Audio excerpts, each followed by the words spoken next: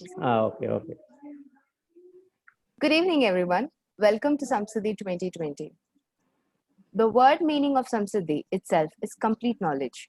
SAMSIDDHI is one of the greatest platforms for all the great minds of Ayurveda coming together, where one can harness the in-depth knowledge of Ayurveda. SAMSIDDHI envisages to develop a new dimension in the realm of Ayurveda. It is conducted by Ayurveda College Coimbatore and powered by DIKSHA e-learning. On behalf of Ayurveda College Coimbatore and DIKSHA e-learning, I extend my warm welcome to one and all present here. Today is the 9th day of SAMSIDDHI 2020 National Web Conference Series. Today, we have the great opportunity of attending the sessions of great doctors like Dr. Galib sir and Dr. Amala Jyoti ma'am. Now, to greet the gathering, I would like to welcome Dr. Sudhir Raj N., Principal, Ayurveda College Coimbatore. Over to you, sir. Namaste. A very good evening to all. I welcome you all for the SAMSIDDHI 2020 National Web Conference conducted by Ayurveda College Coimbatore and powered by DIKSHA e-learning.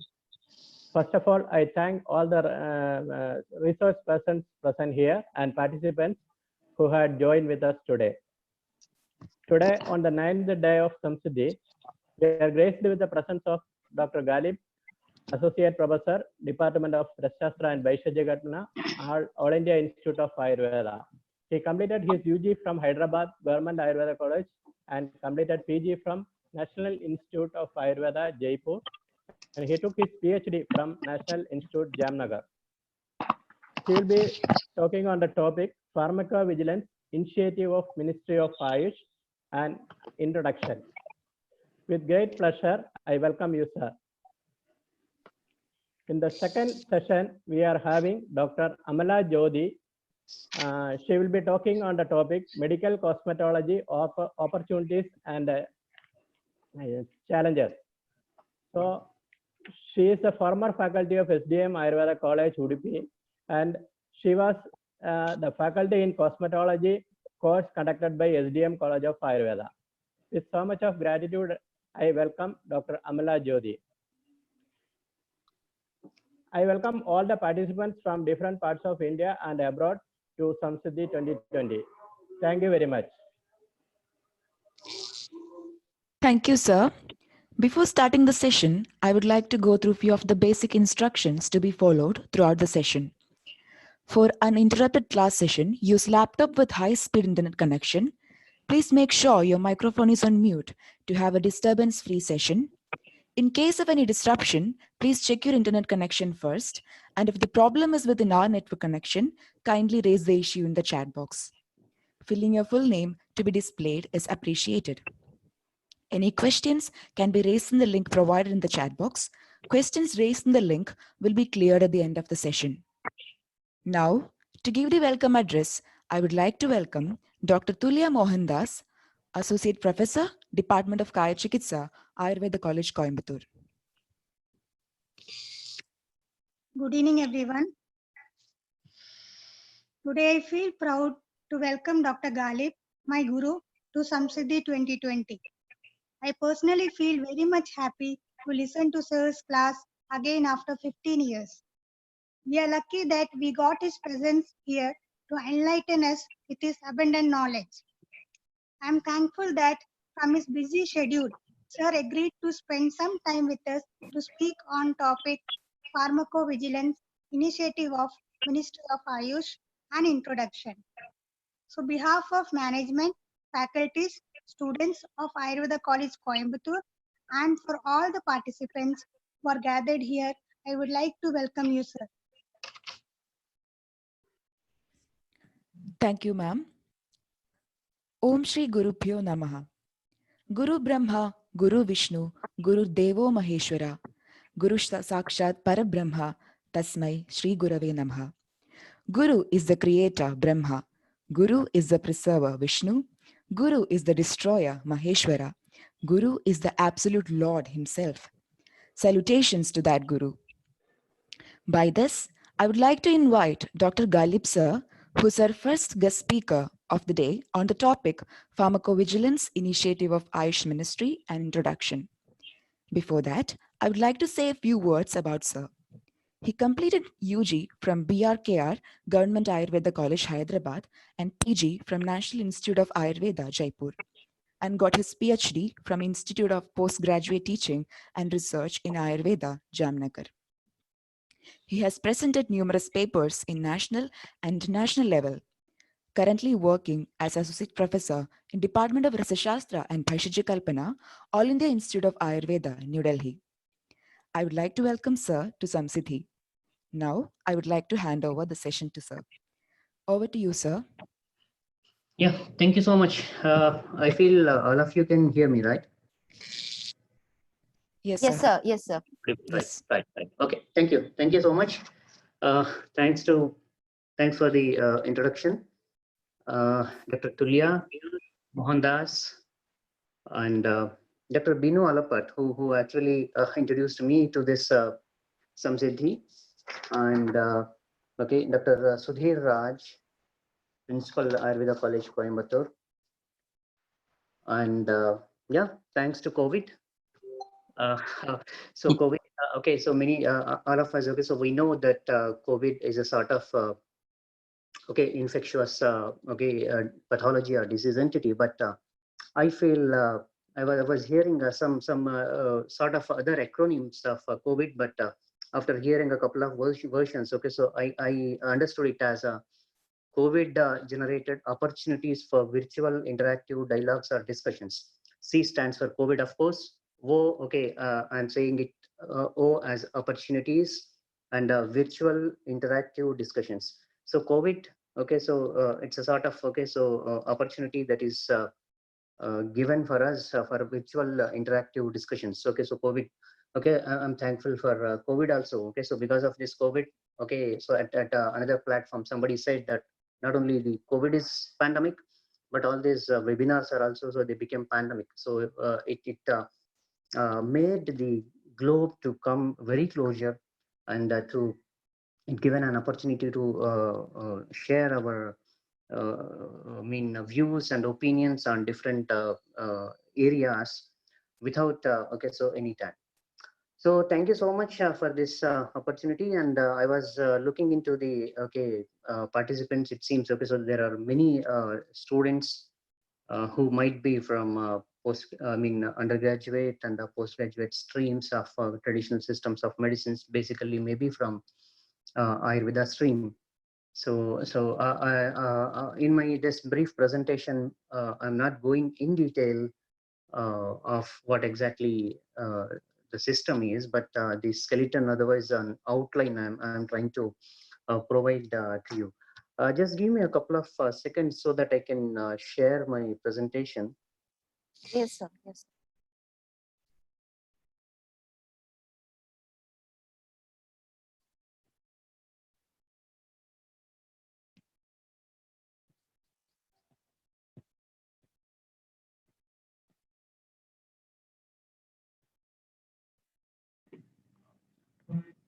Just a moment.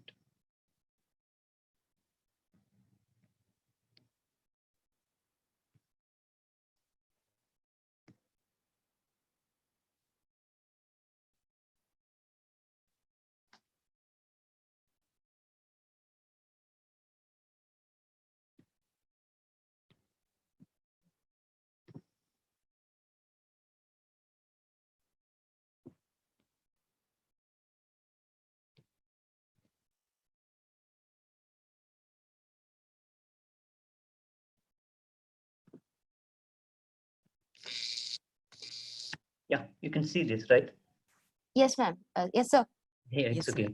Fine. So this is what my topic, which was given to me. Pharmacovigilance initiative of Ministry of Ayush.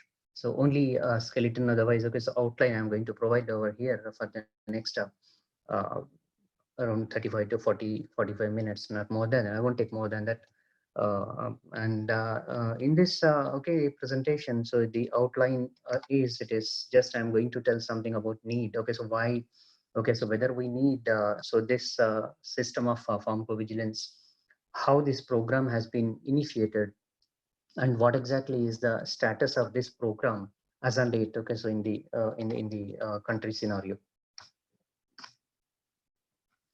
Okay, so these sustainable development goals, I feel you might be as a medical professional, so everyone might be knowing about, okay, so these goals, sustainable development goals are otherwise also known as global goals, so which have been adopted by United Nations in 2015 as a universal call to end poverty and ensure that all people so they can enjoy peace and prosperity and maintain their health by 2030. So of course they have been adopted in 2015, and okay, so they are anticipating that, okay, so they are going to achieve all these sustainable development goals by 17 goals they are, okay, so by 2030. So in these goals, if at all we are looking, you suppose that the third goal is it is good health. Good health. So good health. Okay, so how to achieve this good health? Okay, so if at all we are looking towards the concepts of Ayurveda, you suppose. So there are two objectives. Okay, so swasthya rakshanam and vikara prashamanam. So to fulfill. Okay, so these uh, okay objectives also. Okay, so there are laudable measures. Okay, so innumerous measures. Okay, so they have been mentioned in the classical literature. And of course, okay, so the treatment aspect is one of the, okay, most important measure to achieve, okay, so these objectives. Let it be, okay, so treatment, otherwise let it be shamana chikitsa or shodhana chikitsa or rasayana for pacification or for the, okay, so treatment or whatever it may be. Okay, right. So treatment modalities, they have been mentioned. And okay, so it has been clearly mentioned. Okay, so somewhere in Charaka Nidhanasthana, I feel in the 8th chapter, so they have mentioned that whatever it may be the treatment modality. So these treatment modalities, okay, so when they are applied, when they are used, okay, so in the living body, otherwise, okay, so in the individual, they never should. Okay, so prayoga shamayet vyadhim yo anyamanya mudiriyet. Okay, so it has been clearly, okay, so it has been, okay, so exclusively it has been mentioned in a very brief, in a precise manner, but it has lots of meaning. So what they mentioned, it is clearly, okay, so mentioned, okay, in our classical literature that it, so when it is administered, it should never manifest any sort of untoward, okay, so symptoms while pacifying a disease. So prayoga shamayed, okay, so while pacifying a disease, okay, with that administration, anyamanya mudirana, okay, so udirana, okay, other manifestations should not appear. So if it's an ideal treatment. So that indicates that, okay, so if at all we want to achieve the objective of Ayurveda, in the sense to maintain health, otherwise to treat the disease, okay, so we need to practice the in good practices. Let it be good manufacturing practices, otherwise good collection practices, or good GCPs, good clinical practices, whatever it may be. So there are n number of good practices they have been emphasized in the, okay, scientific okay system. So all these good practices, they are essentially to be followed, okay, so at multiple levels, if at all. Okay, so one has to achieve these two objectives of Ayurveda. Otherwise, okay, so that sustainable development goal, if at all one need to achieve, you suppose they have to follow, okay, so these good practices. That is essential. So these traditional practices of medicine, if at all we are, okay, I'm not exclusively speaking on only Ayurveda. So I'm mentioning that, okay, so they are the TCM practices. Okay, so TCM, if at all we are looking, suppose in numerous, okay, so WHO documents, they have mentioned that TCM has a long history of use in maintenance of health. WHO says this. And they says that not only in case of prevention of disease, but also in case of treatment, particularly in case of various non-communicable diseases and chronic diseases, they said. And the recent document of this WHO traditional medicine strategy, I shouldn't say it is a recent document, because it's well, well in 2014, almost 6 years back, it has came into force. That decade document, that WHO Traditional Medicine Strategy document for 2014 to 2023, also says the same thing, that these traditional, so TCM has a long history of its usage to maintain various health related issues of global population. But they say that there is a need to strengthen, safety and proper usage. Okay, so this is important. Safety, of course, because everyone knows it very well, but this document, it exclusively, categorically focuses upon the usage. Okay, so whether, so though your drug, though your trifalagogulua, though your panchatiktakam ghritam, so may be safe, but okay, so it is safe when it is used appropriately, judiciously, right? So the WHO document, it says that, okay, so though it is safe, okay, we need to establish, we need to strengthen. Okay, it is safe, everyone knows, but we need to strengthen its safety data, safety profiles. We need to strengthen the good practices, okay, good clinical, not only clinical practices, utilization practices. Okay, so proper usage, whether the medicine is being used properly or not. Though trifalagogulu is safe, but if at all it is not used, okay, so in the specific given dosage, in a specific manner, you suppose, okay, so in that case, it may create some inconvenience at times. Okay, it may not show its activities, right? So if at all it is not showing the activity, suppose, then we may blame it that, okay, so that specific Google is not working. It's not so, right? So proper usage is important. Okay, so there is a need to strengthen the safety and proper usage and effectiveness of products. Okay, so these things are supposed to be taken care of. And the document, okay, so this another document, it says that okay, so traditional and complementary medicines are widely used, the same thing what they mentions, right? So they says that, okay, so they are comparatively safe, and the people have faith in such remedies. Okay, so that's why, okay, so these TCM, okay, so TCM practices, okay, so they are becoming more popular. But again, okay, so this says that there is a need to develop some sort of, okay, so safety related, okay, so data of, okay, so these TCM practices also. So whatever it may be the reason, whatever it may be the background, okay, so if at all you are looking towards the various concerns, okay, so that have been raised in the past couple of decades, the history, otherwise, okay, so it started, of course, before that there are few, okay, so major reports were there, but if at all we are looking back since 2003 2004, you suppose a huge number of, okay, publications, they started to jolt, okay, so the traditional, otherwise, okay, so particularly Ayurveda system of medicine. There are many such kind of publications. Okay, so they raised concerns on the safety aspects and the toxic profiles of traditional systems of medicines, particularly that of Ayurveda, okay, formulations. And okay, so there are many, okay, so I'm not going to cite, otherwise I'm not going to see, okay, so all those are say anything, but this presentation will be with you, so you can, if anybody is interested, you suppose those students, they can see and they can go back retrospectively, they can analyze, okay, so these things, okay, what kind of concern is there, those things you can see it. But ultimately, okay, so such kind of publications, let it be Rawat Sape's publication of 2004 or 2008, okay, so they try to malign the reputation of the traditional systems of medicines, particularly of Ayurveda, at different platforms. So that's a different facet of the discussion. But okay, if you see, okay, so this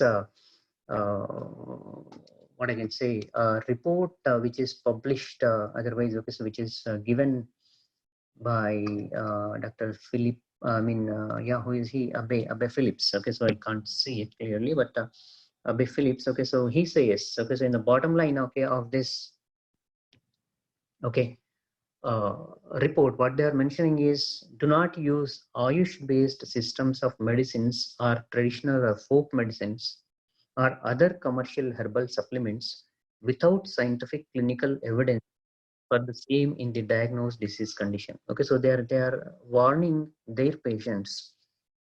They are warning their patients not to use any sort of, okay, so traditional products, So without having, okay, so that that are okay available without having any safety, okay, profiles. Okay, I'm not blaming, okay, so this from where it is from Kochi. Okay, so you may be knowing this very well. This okay, so it was happened in the last, okay, last year, 2018, 2019. Okay, so it was a huge I mean, it was in a huge discussion last year.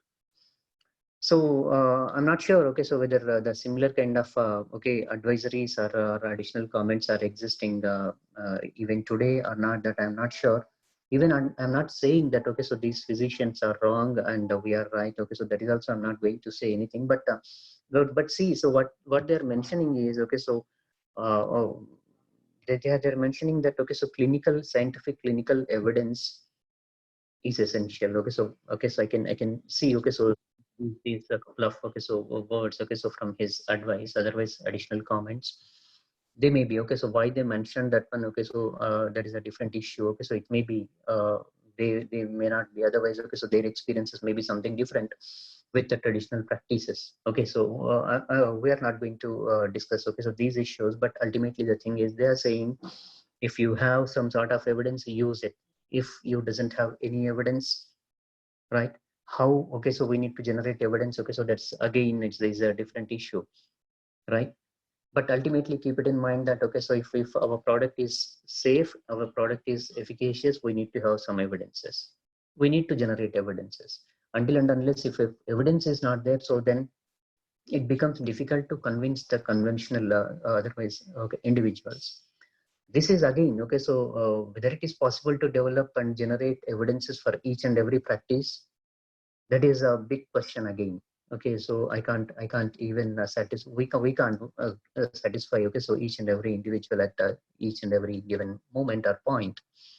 The thing is, okay, so if at all you want to enter into the global market, if at all you want to enter into a commercialized practice, otherwise if at all you want to go to the enter into the, okay, so the marketing area, okay, so in that cases, okay, so we need to develop research. But if at all I am practicing for my own sake, I am using these drugs for my own, okay, patient.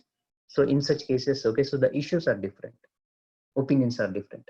Okay, but okay, so if at all you are going to the scientific platform, you suppose again, okay, so there is a huge dialogue. Okay, so whether, okay, so all these practices, okay, so whether all these uh, uh, whatever it may be, the strategies, okay, so that are being followed, okay, in the traditional, in the conventional systems of medicines, whether we are whether they are equally applicable to traditional systems of medicines or not. They have their own strategies, they have their own setup of okay, so I mean standard, okay, protocols. All those protocols, okay, so whether they are applicable or not, okay, so if they have, okay, so this pharmacovigilance program, whether we need to have the same pharmacovigilance program or not. Because okay, the way of, okay, approach towards the treatment, okay, and okay, so healthcare and all these things are entirely different from conventional system of medicine. I do agree that one. Okay, so such kind of discussions, they may rise up, and so they may, okay, so such kind of questions also they may come up. But the thing is, we do agree that, okay, so these practices are entirely different and our practices are different. They may have, okay, so they may be giving one isolated principle, and they know, okay, so where this principle is going, where it is tagging, how it is metabolizing, and how it is excreting, what is the target organ, and how it, okay, so what kind of pharmacokinetics are anticipated. So these things, they know it very well. Because, okay, so they are the isolated principles, there are only a few molecules, okay, so it is very easy to understand, easy to study. But if at all we are taking a traditional molecule, traditional product, you suppose, then it becomes very difficult to see, so which kind of molecule or which kind of active principle is functioning on, okay, so which kind of okay, so target organ, where it is going, how it is metabolizing, how it is excreting. Okay, so these things are difficult. So that's why, okay, so establishing the probable mode of action will become very difficult when we are working, when we are studying with a compound molecule. So that is a different area to study. Okay, so I mean, I shouldn't deviate, okay, from the topic, but the thing is, okay, so from this, okay, so specific okay, additional comment, whatever the Department of Gastroenterology people of Kochi, Ernakulam Medical Center people, they made it is, of course, okay, so they are right. Okay, so whenever we are okay, saying something, we need to have some sort of scientific evidence. Okay, so we need to generate it. Okay, so that's why, okay, so this document again, okay, so it says that though, okay, so these traditional molecules, traditional formulations, Ayurveda drugs, Siddha drugs and homeopathy drugs and all these Ayush practices, they may be safe, they may be, okay, so their global okay, demand may be increasing, but okay, so we need to always okay, so these products and these formulations, these practices, okay, so always, okay, so they need to be subjected to appropriate evaluation. Okay, appropriate evaluation methods, okay, so that are existing in that specific scenario, and all these things are supposed to be adopted. Okay, so this is what the recommendation that was coming from WHO in this document. And okay, so this document, if at all you are looking, you suppose this is a WHO Global Report on Traditional and Complementary Medicine of 2019. Okay, so this document, if at all you are looking, okay, so here also, of course, okay, so there are many issues, okay, so they are focusing over here. This says that, okay, okay, so lack of mechanisms to control and regulate, okay, various claims of traditional products. This says that, okay, so lack of education, lack of mechanisms to monitor the safety. This says, okay, so there are mechanisms lacking in the countries in relation with the, okay, safety of traditional medicine and complementary medicinal products and herbal medicines. There are many such kind of things. Okay, so this is not exclusively for Indian scenario. So this is global scenario. They are not mentioning about okay, traditional system of Indian scenario. They are not mentioning anything particularly to, okay, Ayurveda as such. So this is a general trend. Okay, so they are mentioning, okay, so global situation when they compiled, you suppose, okay, so they say that, okay, so these are the things, these are the main difficulties that are being faced, okay, so in the countries. Okay, so they say that they are visualizing that, okay, so there may be, okay, so such kind of issues are there. That is what they are mentioning. So whatever it may be, the thing, okay, so if at all we are looking, okay, so towards, so if at all we're summing up, okay, so these, okay, so a few couple of WHO documents and other issues, what I can say, that though, okay, so these traditional systems of medicines are safe enough, they are occupying a significant proportion of okay, healthcare in the global scenario. They have a huge demand that is also accepted, but okay, at the same time, okay, so as that okay, at the same time, okay, so we can say that no medicine is absolutely safe. Okay, so no medicine is absolutely safe for all people. Okay, so at all, okay, so given places in all timings. Okay, so it may be ashwagandha may be safe to me, but ashwagandha may not be safe to somebody else. Okay, so I can take Estimadu for, okay, year, okay, so for long, for okay, couple of years, you suppose. I may be, okay, so okay, it may be suiting to me, but it may not be suiting to someone else. Okay, so who has a, okay, so water retention, you suppose. Okay, so the individual is suffering with water retention. Okay, edematous condition is there, Shotha is there. So whether we can give in such case or not. Okay, so that's why, though, okay, so it is a herbal medicine, though it is a pure, okay, so herbal supplement or herbal formulation, though single drug, let it be even single drug, all these, okay, so substances, okay, so they are not safe in all conditions, in all given, okay, so times for all individuals. So that's why, okay, so somewhere in Charak Samhita it has came Purusham Viksham, right? So right, so that's why, okay, so we need to be very, very cautious whenever we are administering, whenever we are using, whenever we are handling, okay, so these herbal formulations also. Okay, so simple herbal formulations also, there is a possibility of developing some sort of inconveniences. So that's why, okay, so generating awareness becomes very much okay, so importance. Okay, generating awareness regarding the rational use, that's what. Okay, so okay, so I mean, it's a generally, okay, so we used to believe that, okay, so it's a herbal formulation, that's why it is safe, but it is not like that. Okay, so always, though it is a herbal formulation, it may be comparatively, it may be safe, but 100% it is safe, that no one can assure it. Okay, a couple of days earlier, okay, so just 2 days back, what I we came across with some sort of serious adverse events with okay, one specific formulation. I don't want to take the name of the formulation. Okay, now because that was simple report. Okay, so we only received report, and that too in a span of 30 days we received the second report on a same formulation with kind of manifestations that are severe in nature, and so these two patients, they have been hospitalized. So now, okay, so we are in a phase of trying to evaluate what exactly, whether it is just because of the traditional formulation or not. It's a multi herbal formulation. It's not even, it doesn't even contain metallic component. It's a multi herbal, polyherbal formulation, and so the ministry, okay, so I mean, of course we are also responsible for that. Okay, so we need to take action on that one. So just we are behind that issue, because the second report, it was just yesterday it was received, and we're trying to evaluate it. So I can't take the name of the drug at this moment, but okay, so though it is a herbal formulation, so it created some sort of havoc. So that's why, okay, so there is a need to generate awareness regarding rational and safe use of medicines, which is very much essential. And the ultimate objective of pharmacovigilance is also the same.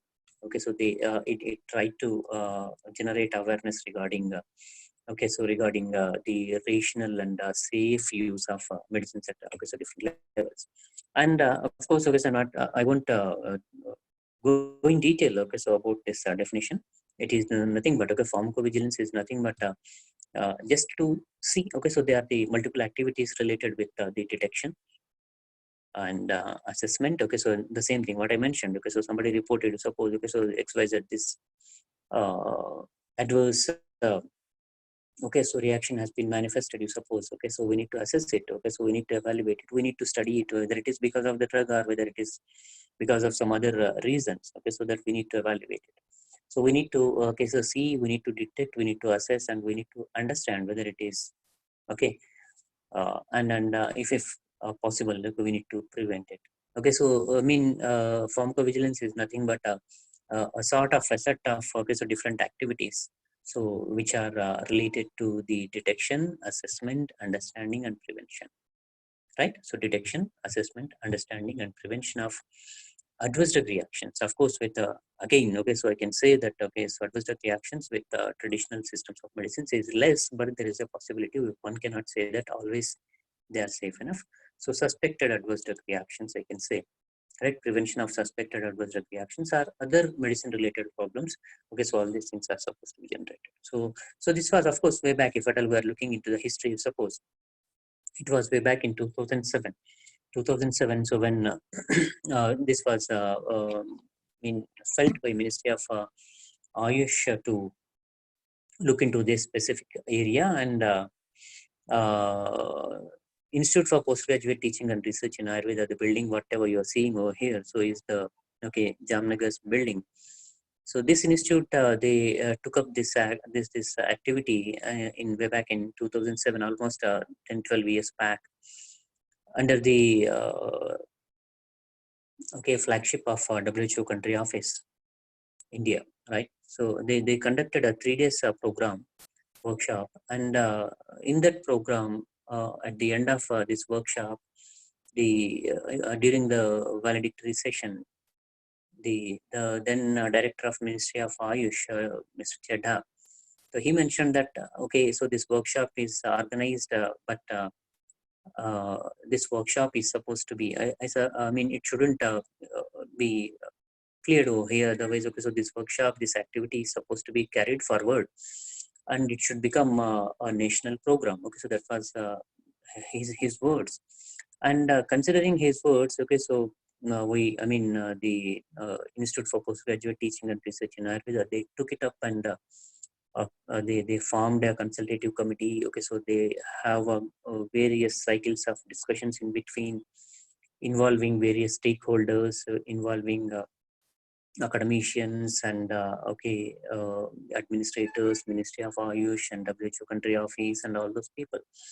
And they framed certain guidelines, and in 2008 August and September, okay, so there were two meetings, two programs they have been organized, and lastly the program was launched in 2008 September. somehow, okay, it was continued for some time, but somehow it was discontinued in between.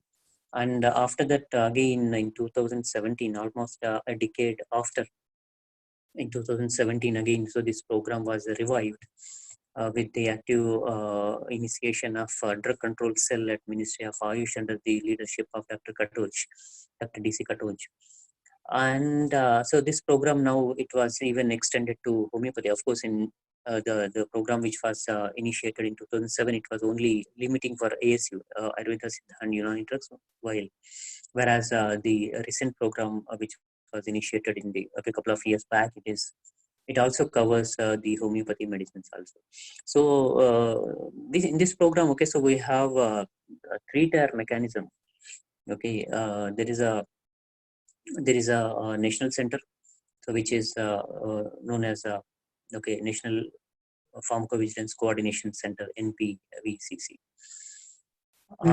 This is located in Delhi, and then under this national coordinating center, so there will be 5 intermediary centers.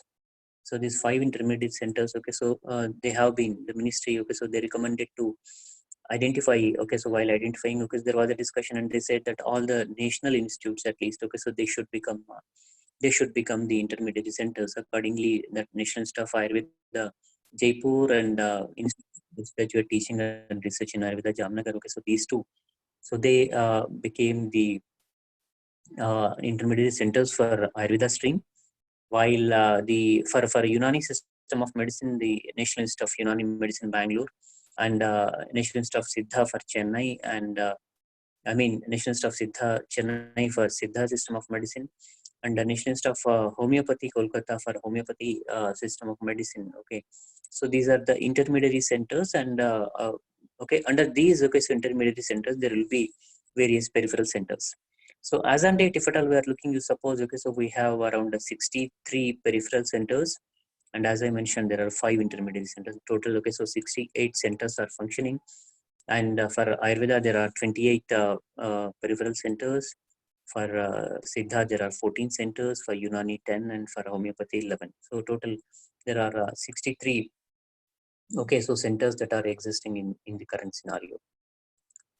So the basic okay, so mandate, otherwise, okay, so the objectives, okay, so of this program, of course, okay, so as we are discussing, so we need to evaluate safety, but okay, so there are 2 main objectives of this program. Okay, so one is, of course, to generate awareness regarding, okay, so the pharmacovigilance program, okay, in various stakeholders. That is one thing. And to, okay, inculcate the reporting culture of okay, possible or suspected adverse drug reactions with traditional systems of medicines. Of course, it is there. Apart from that one, okay, so there is one more objective which is important, which was not there in the previous pharmacovigilance program, is reporting the misleading advertisement. This we will discuss it in brief later part of, okay, so this discussion. But okay, so first part, if at all we are looking, we suppose, okay, so they say the main mandate is to develop a mechanism to inculcate the reporting culture. Right, so inculcating the reporting culture is most important. Okay, so this is the first mandate of this program. And the second mandate, if at all we are looking, you suppose, okay, so it is to facilitate documentation of okay, ADRs. Okay, so facilitating, because the program will facilitate. Okay, so the program will give a platform. Okay, a platform where the suspected adverse drug reactions or adverse events or serious adverse events or whatever it may be the inconvenience at this moment. Okay, so we are not in a position, otherwise we are not focusing upon to exactly define, okay, so whether it is adverse drug reaction or event or serious event or whatever it may be. Just, okay, so let them report it first. Okay, so once if the reports are coming, you suppose, once, okay, so the people, the professionals are okay, or became vigilant, you suppose, then we can think something. So that's why it's a main mandate of the program currently is to generate, okay, so awareness regarding this program. So inculcating a reporting culture is one, and the second thing is it is to facilitate documentation of suspected adverse events. And the third one is to generate system-wise databases of suspected adverse drug reactions. Generating system-wise databases is also okay. So one important mandate of this program. System-wise in the sense, okay, so for Ayurveda system of medicine, for Siddha system of medicine, for homeopathy, because okay, so we're not, as I mentioned earlier, we're not only focusing on exclusively Ayurveda system of medicine, where we're looking towards OI systems. Okay, so OI systems, they contains all 5 components. Okay, so Ayurveda, okay, so Siddha, Unani, homeopathy. Of late, okay, so very recently, of course, in a next month, okay, so it is going to be identified at the Sovarikpa Center. Okay, so these 5, okay, so systems of medicines, okay, so we are focusing. So that's why system-wise databases are also supposed to be generated. So this is also one mandate of okay, so this program. And ultimately, if some sort of so serious or important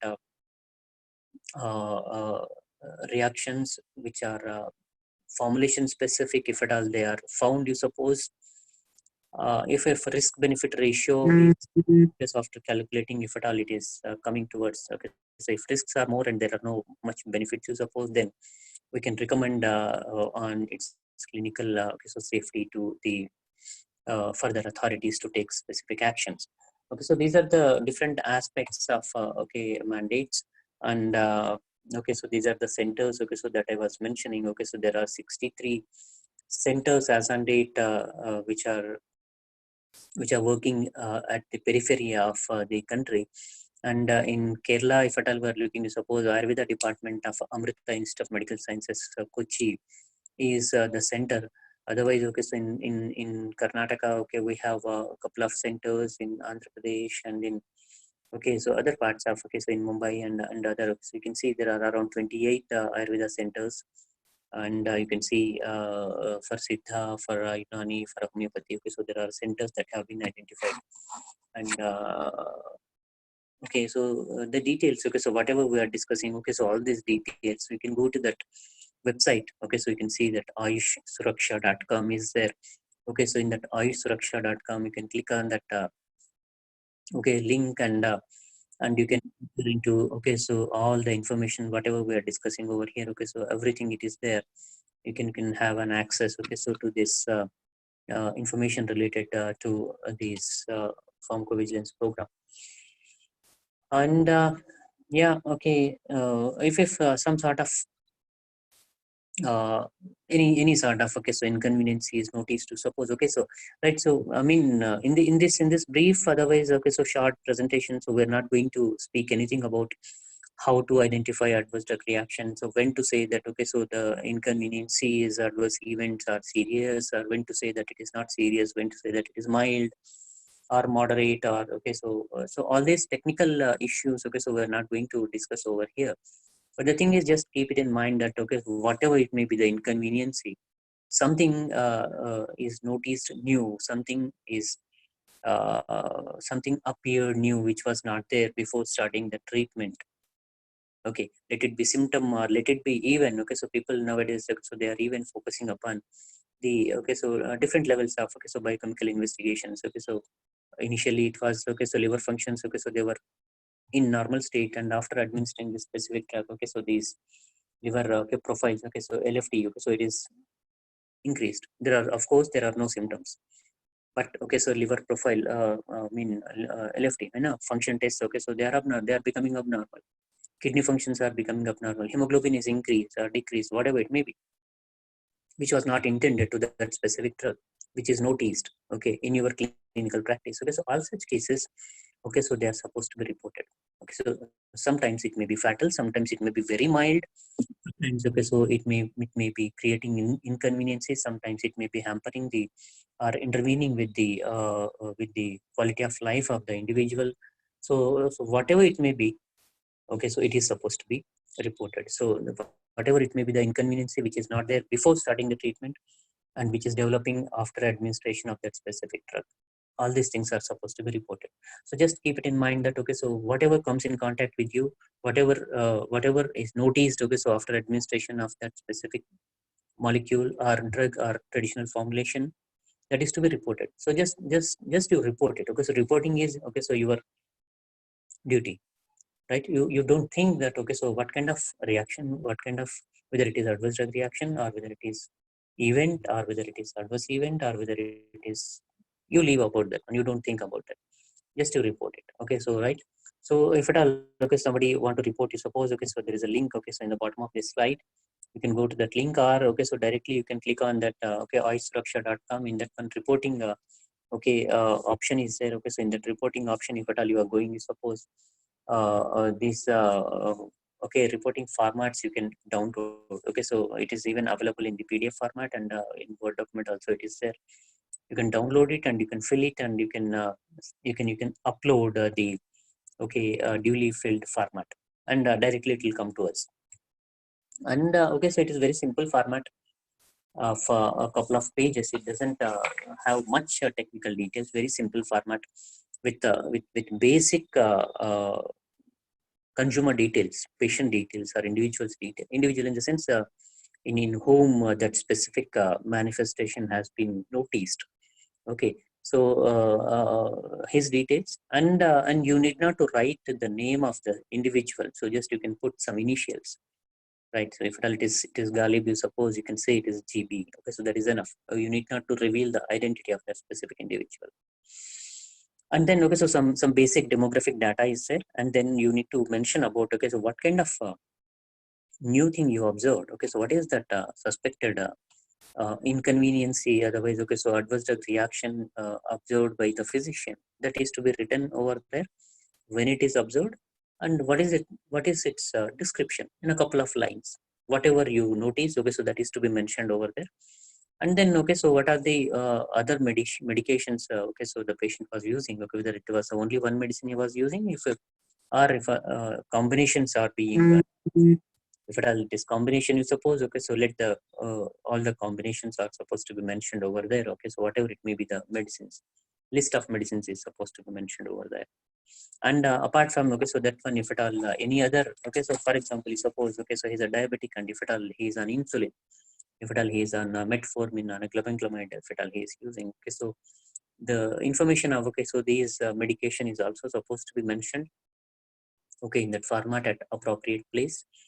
And and if it is available, okay, so is there is any medication or treatment has been provided to counter or address that inconvenient manifestation. If it is if anything is provided, you suppose okay, so those things are supposed to be mentioned okay, so in this format, and then it is supposed to sent to the okay, by uploading on that website, you need not to post also. Okay, so that is one thing. And the second thing is okay, so I mean, if you don't want to post, and if you don't want to send it through mail, you suppose okay, so where to submit. Okay, so that's what I was mentioning. Okay, so that hierarchy is there. Okay, so there are peripheral centers, there are intermediary centers, and there is a national center. So where you need to submit, okay, so you need to submit the duly filled format to your nearby center. Okay, whomsoever, whatsoever the center which is nearer to you. Okay, for you, I feel it is Amrita, right? So for I mean, if it is nearer, you suppose you can send it to them. And nowadays, okay, so I mean, nearer or far, okay, so it's not a big issue, because okay, so everyone is connected with websites, and so everyone is connected with internet. So with a simple click, okay, so you can send it to okay, so anywhere in the country.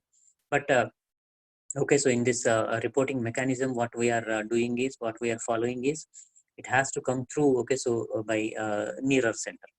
Okay, so you can write it down, and you can download that format, and you can fill it, and you can send it to Amrita. From Amrita it goes to okay, so its intermediary center is Jamnagar. So Amrita people, they will submit it to the Institute for Postgraduate Teaching and Research in Ayurveda Center, which is intermediary to Amrita. Okay, so they will coordinate from Amrita. Okay, so they will look into that report, and they will add okay, so their remarks, and from there the reports okay, so they will come to the national center. From national center, okay, so they will put the I mean, if at all it's an as I mentioned just now, okay, so when it is a serious adverse event, okay, so then we need to work on tip of the toes. Okay, so we need to because the people are hospitalizing. So in that case, okay, we cannot wait. Okay, so time is very crucial, so that's why we need to take immediate action.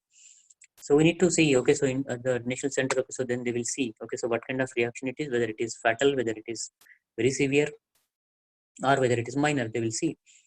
Accordingly, okay, so actions will be taken.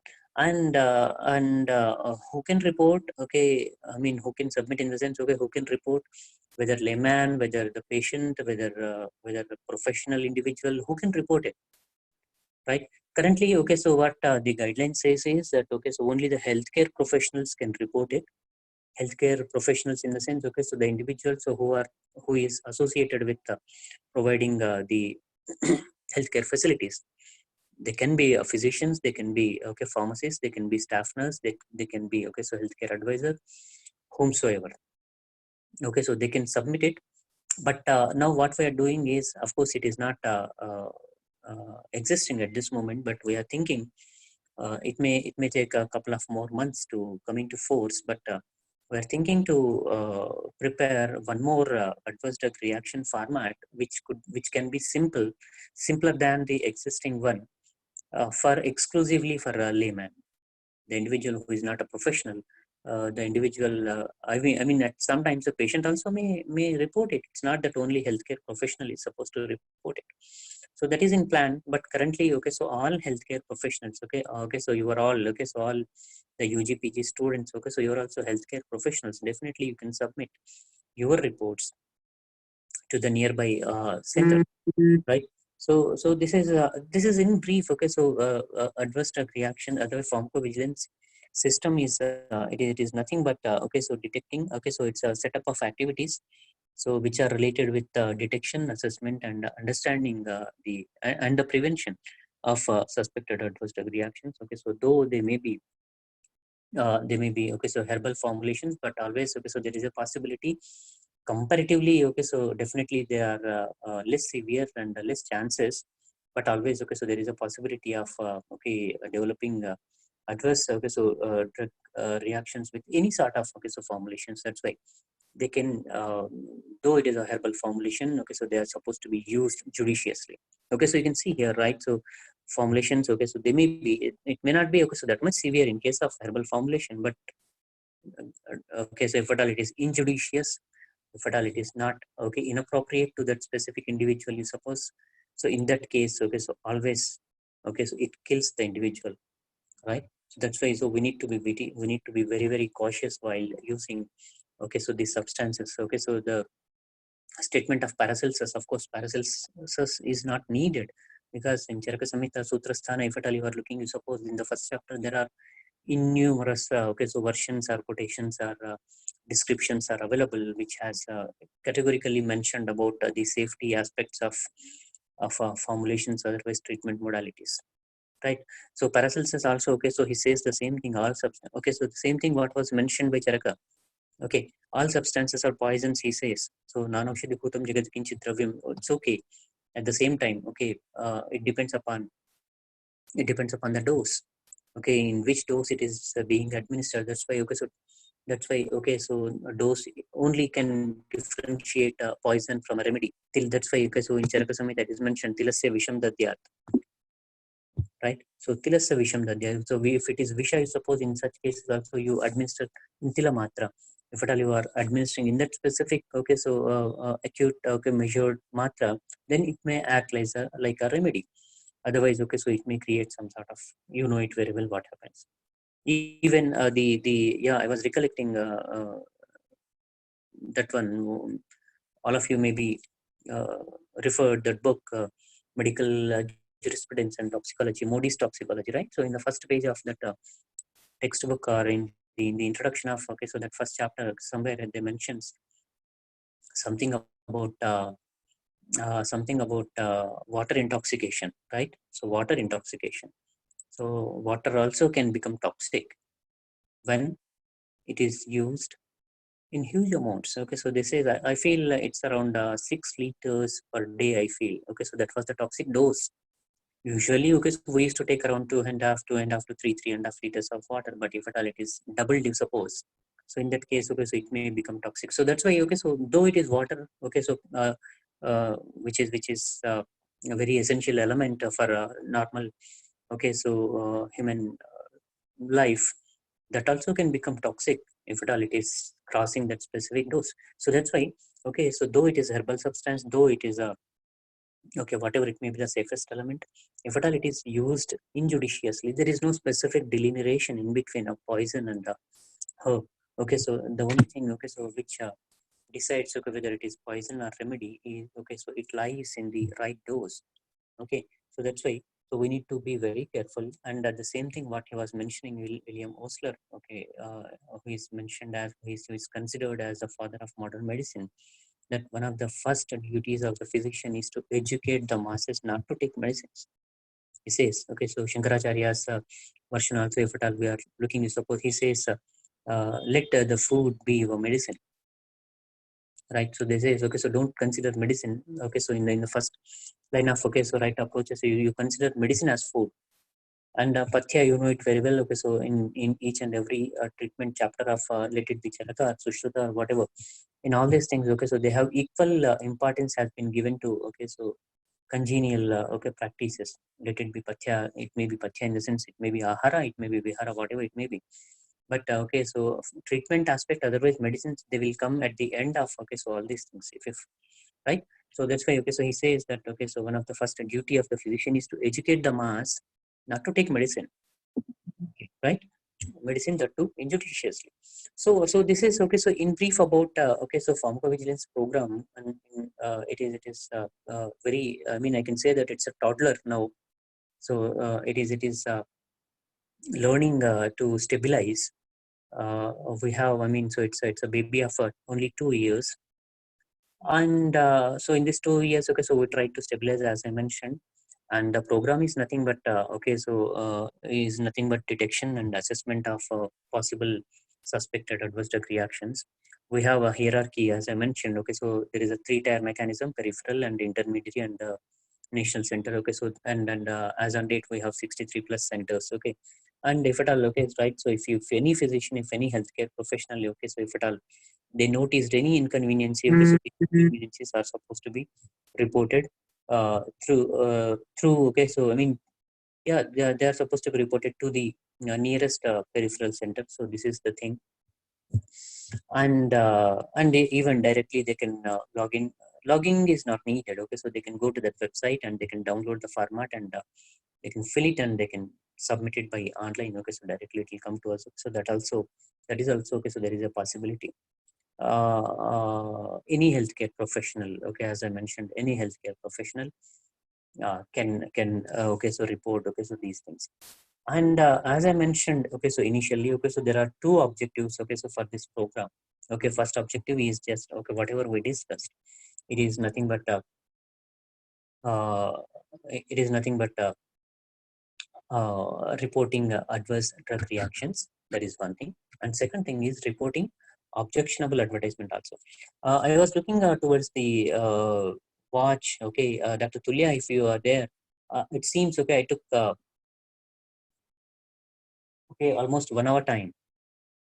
Whether I have some more time with me, or shall I close it here? So So we you have can 2 continue, minutes, sir. sir. Yes, sir.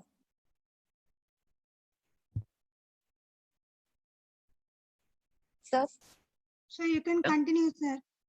I can, okay, I'll try to finish the presentation in 5-10 minutes, so that if Yes, any sir. question No there is problem, sir. Yes, sir, Yeah. no problem. Right. Yeah. So the thing is, the second objective of the program, okay, so which is functioning under the central sector scheme of the Ministry of Ayush. The second objective is to see misleading advertisements, right? So I feel, okay, so you may be knowing, okay, what do you mean by an advertisement? Advertisement is nothing but any sort of any sort of circular, otherwise, okay, so document, okay, so or any sort of announcement which is giving some information regarding that specific product, okay, so right, or okay, so giving something about, okay, telling something, mentioning something about a specific product is advertisement.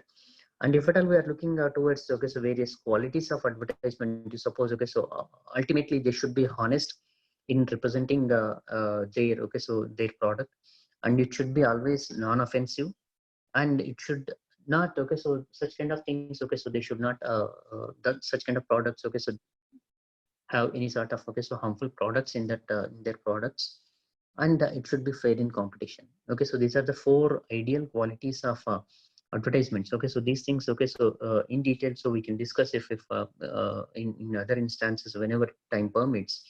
But the thing is, ultimately it should not, my meaning, otherwise my intention to tell this one is it never should mislead the individual. It should never, okay, mislead the consumer, right? So this snapshot, okay, so it says, okay, so the car is for sale, and this says it runs well. Do you feel so? I don't feel, right? Okay, so the condition, if at all we are looking, suppose there are no, okay, so there are no tires, okay, right? So how we can run well? It is somewhere it is misleading, right? Of course, it is very easy to understand. Okay, so how fast it runs, okay, how well it can run, okay, so that's a different issue. But okay, so it is misleading somewhere. It's not an advertisement as such, but okay, so something is written, okay, so on the, okay, the glass, on the mirror, so which is which can be considered as a, and if at all it is going to be sale, right? So it shouldn't ultimately it shouldn't mislead the consumers. The same thing what the Gazette also says, the Act also says that that okay, so any sort of publication, any sort of advertisement which directly or indirectly gives a false impression, right? So directly or indirectly, if it has something, okay, so some publication, some advertisement, if at all it is giving some false impression regarding the, okay, nature of that specific okay, so drug, you suppose, or if at all it is claiming something, okay, right, claiming something which misleads, or false claimings are there, you suppose, or misleading in any other sort, you suppose, right? So in all such cases, okay, so we can say that, okay, so they are the misleading advertisements, and so they can be said as they are magical, okay, so magic remedies, okay, so also if at all you're looking, suppose, okay, so all these things, okay, so they will be covered under this Drugs and Magic Remedies Act, which was established in 1954, which was came into force in 1954. It prohibits the advertisements of all such kind of drugs and remedies that claim to have magical properties, and consider them as an offense. Okay, so they consider, okay, so such kind of advertisements as offensive, right? As on date, okay, so if at all you are looking towards the Gazette, this schedule, you suppose, so it is available in the website. Okay, so you can easily track it down. As on date, okay, so there are 54 different disease conditions, okay, so which cannot be claimed, okay, by any physician or by any pharmacist or industry, that okay, so my product is going to cure deafness, okay, so my product is going to cure cancer, okay, so such kind of things are not supposed to be claimed. Of course, again, the same thing, okay, so right, so you can see here, okay, right, 22nd condition, if at all we are looking, suppose gallstones, okay, kidney stones and bladder stones, okay, so no one can claim. This is according to the conventional system. So whether it is equally applicable to Ayurveda or traditional systems of medicines or not, okay, again, as I mentioned, okay, so there are many, okay, so such kind of instances where there is a huge debate is expected, definitely, because okay, so you know it very well, okay, so okay, in this audience, okay, so there may be good practitioners, and okay, so there may be professionals, okay, so whose okay practice maybe, okay, so tremendous. And even, okay, so in our smaller practices, so we can see kidney stones, okay, so it is very easy to treat. Of course, okay, so there may be certain limitations, okay, so it depends upon various other factors, but we have, okay, good treatment modalities for glaucoma, for gangrene, for those non-healing ulcers. We have treatment for fits, let it be epilepsy or unmada or apasmara, for jwara, or let it be. But the thing is, okay, so on the labels, okay, so we cannot claim that, okay, so we have treatment complete, okay, so we have complete cure for cancer. Thus, again, so my cancer may be something different, okay, so whatever it may be, the cancer area, okay, so where I am treating, it may be different for which stage of cancer, for which specific, okay, so cancer, for okay, so which specific setup, okay, so my treatment will work, okay, so that we cannot mention in that label. But broadly, if at all we're saying that, okay, so I can cure cancer, so that becomes misleading. Okay, so that's what the act says.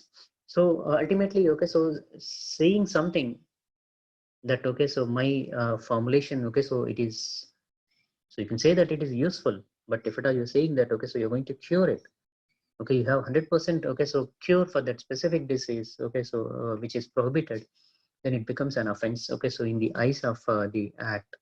So that's why, okay, so we need to be very careful.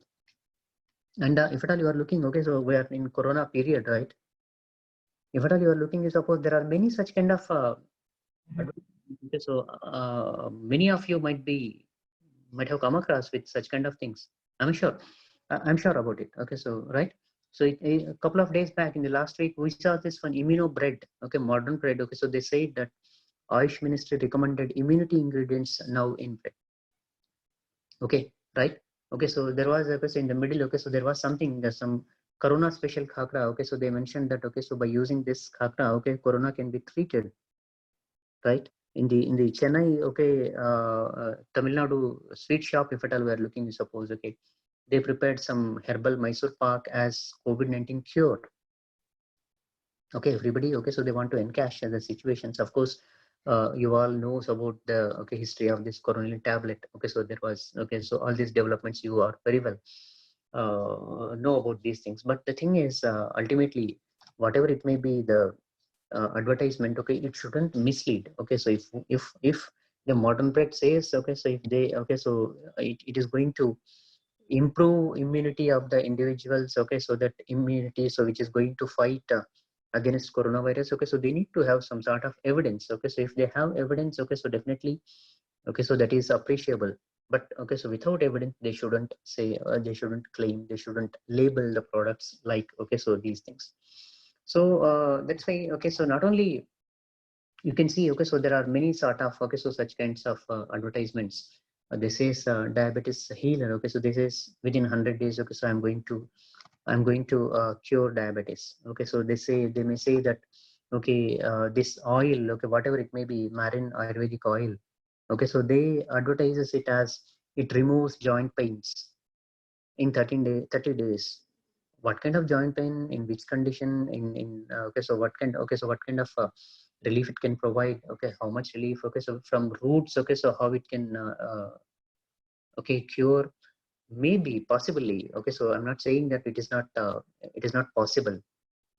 It is possible, definitely it is possible, it is possible, but okay, for that possibility, okay, so again, okay, so again I can refer, okay, so the document of 2014 and 13, they say that, okay, so we need to strengthen the safety, to evaluate, we need to generate, okay, so those evidences. If you have evidences, okay, so just you can claim it. But okay, so while claiming, so you put those limitations in which, okay, so you be specific in mentioning, okay, so that's specific. Okay, so advertisement pamphlet. Okay, so that's what, okay, so the people says. So they say, okay, so here in the second one, okay, so what they're mentioning, permanently cures patients suffering from piles in 30 minutes treatment. Okay, so what kind of treatment it is?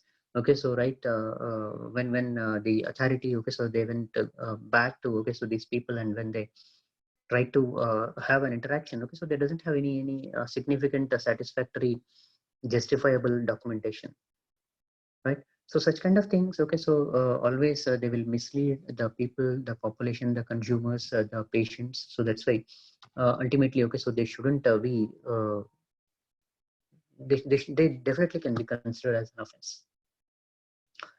You may be, okay, so you might have saw this advertisement also. Okay, so Asian Paints advertisement, if at all you are looking, you suppose this beautiful couple, they will come onto the screen, TV screen, and they says that they are using, okay, so this Asian paint, which has its antibacterial technology, and that kills all the bacteria of, okay, so which is there in the home, right? So antibacterial paint of Asian paints, I'm not sure, okay, so just, okay, so I mean, my request is to the students, if senior people are there, okay, are there, you suppose I'm not mentioning them, okay, so students, okay, so they can go back and they can see whether this advertisement is there, still it is airing or being telecasted. Okay, so in today's scenario, you can see it. I feel it is banned. Okay, so such kind of advertisements are not coming. Okay, so misleading advertisement. Okay, so why I'm giving this example here is, okay, so misleading advertisement means it's not that only we need to focus upon the formulations and treatment modalities. Misleading can be any sort of misleading. Okay, any sort of misleading. Okay, so which is objectionable. Okay, so which is misleading the consumers. Okay, so which is misleading the individuals who are going to use it. So that's why, okay, so such kind of advertisements, okay, so also can be reported, but there is a specific platform for that. Okay, so you can see this. Okay, so the same thing what I projected in the last couple of slides back, right? So now, okay, you can see, okay, so whether these advertisements are again coming or are being telecasted or not. Okay, so if such kind of packing still they are coming, you suppose, then it will be a huge offense then, because okay, so they have committed. Okay, you can see here. Okay, so there are two examples I'm giving it to you. Once okay, so they have intentionally I removed the other part of, okay, so the snapshot, the identity of the individuals who reported and from where, okay, so these information it has came, so that I removed from here, but action has been taken on these two products. Okay, for example, I was mentioning, and there are many such kind of products where action has been taken upon such kind of advertisements, and they have been withdrawn from the market. Okay, so this Corona Khapra also, it is withdrawn in the sense that product may be there. Okay, so in the product in the market, but that advertisement, that label, okay, so it has changed now. Okay, so that Corona special is it never should come now. Okay, so they say is that, okay, so if you continue to see this product available in the market with the objected claims, kindly bring to the same to the notice of the authority, providing confirmation that, okay, so you are in possession of the same product, right? So that's why, okay, so we need to be very careful. And okay, so nowadays, okay, everyone, okay, so they have Android phones, so it is very easy nowadays to report any sort of such kind of misleading advertisements. Okay, so this is one agency, Advertising Standards Council of India, ASCI, you can say ASCI, right? ASCI is one agency, so which exclusively takes care of such kind of misleading advertisements. Okay, right? So it is very easy to track down, okay, right? And you can go to their website, you can see all complete, okay, so details of, okay, so this agency, how they functions, and what are the activities, since what is the history of, okay, so this organization. Okay, my intention for putting this snapshot here is to ask you to note down that WhatsApp number. Okay, 7710012345. Very, I mean, fancy number it is, right? 7710012345. It's very simple number. You can note down this number, and you can store even in your mobiles. Whenever you come across with such kind of thing, you suppose, such kind of misleading advertisement, you suppose, while looking, okay, so into the TV, while I mean, surfing something in your Facebook or in the Twitter box or in the whatever. I'm not acquainted with all I mean, such kind of software technology. I don't know what kind of platforms are there where the young generation, okay, so they used to interact. But okay, so whenever you saw, okay, so you may be traveling and you saw some hoarding, you suppose, which is misleading. It may be newspapers, or it may be, okay, anything. Okay, so whenever you're going to the markets, stationery shops, and big bazaars and all those things, okay, you can see whatever it may be misleading. Whenever you feel that, okay, so this is something messy, something misleading, something objectionable, so just you can do, only thing what you can do is you can take a snapshot of that, you can take a picture of that, and you can attach, okay, so on this WhatsApp number 7710012345, and your job is finished over there. And okay, so once if okay, so these people, they receive this advertisement, you suppose, this snapshot, you suppose, they will come into force, they will come into action. Of course, they may write you back with some more information if they are in need. If not needed, you suppose, they won't ask you, but definitely on your mobile, on your WhatsApp, okay, so they will they will provide you some tracking numbers, and these tracking numbers, they will help you to see what exactly happened with my complaint, right? I'll be curious, right? If something has been complained by me, suppose, I'll be curious what happened. Okay, so I given that complaint, okay, so I mentioned that this is misleading, so any action has been taken up upon this advertisement or not, right?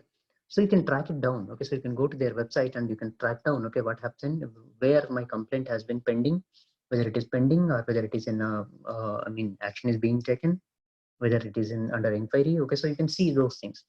So this is one beautiful number. Okay, right. So you can note it down, and so your responsibility starts from today itself, right? So that's why, okay, right. As I mentioned, no medicine is absolutely safe, 100% safe for all people in all circumstances. Okay, so the only thing is we need to be very careful, right? I mean, that's why in our classical literature, it is clearly mentioned that it is one has to be apramattaha. Okay, one has to be very, very cautious, very careful whenever he is using, whenever he is handling any sort of bheshija.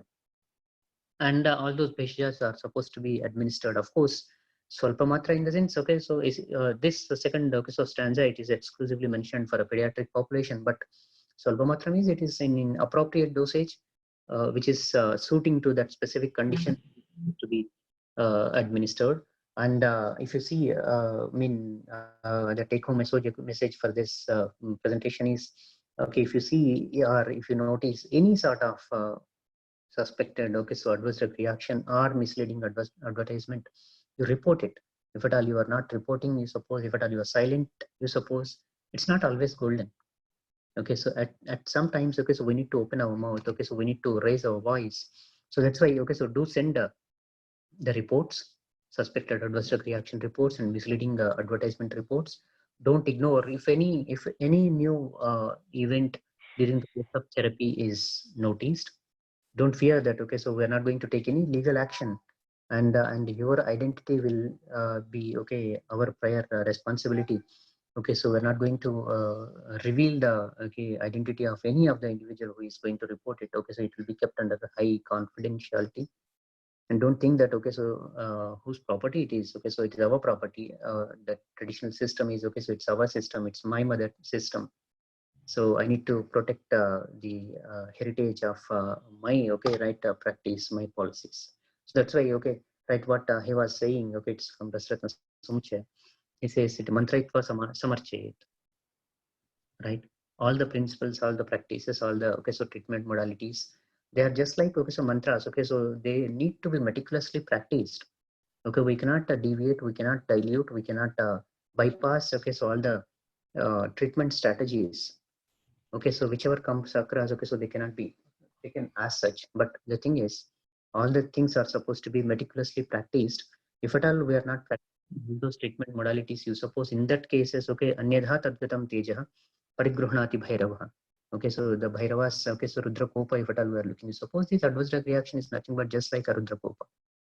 Okay, right? So if at all the treatment modality, if at all the proper usage, okay, treatment modality in the sense the proper usage, okay, is not appropriate, you suppose, okay, inappropriate administration of drug is always going to create some sort of inconvenience. So that's what the meaning of, okay, so that specific stanza. So try to, okay, be safe, and whenever you feel any sort of inconvenience, you try to report us so that the systematic, otherwise system-wise databases can be strengthened. So thank you so much for the organizers and participants. If anyone, okay, so wish to interact, of course my mail address is also given there, and phone number is also there. You can interact at any moment. You can send mails to me, and if you want to discuss here, if time permits, if organizer permits, so you can raise queries. Thank you so much. Thank you, sir. Now the session is open for discussion. I request the participants to post their questions in the link provided in the chat box.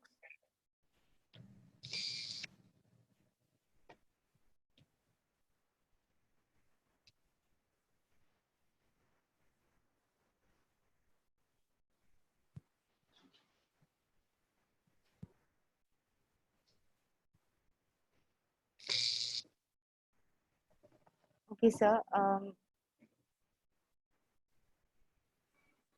All the SAMSIDDHI videos will be posted on the YouTube channel, and the links will be shared.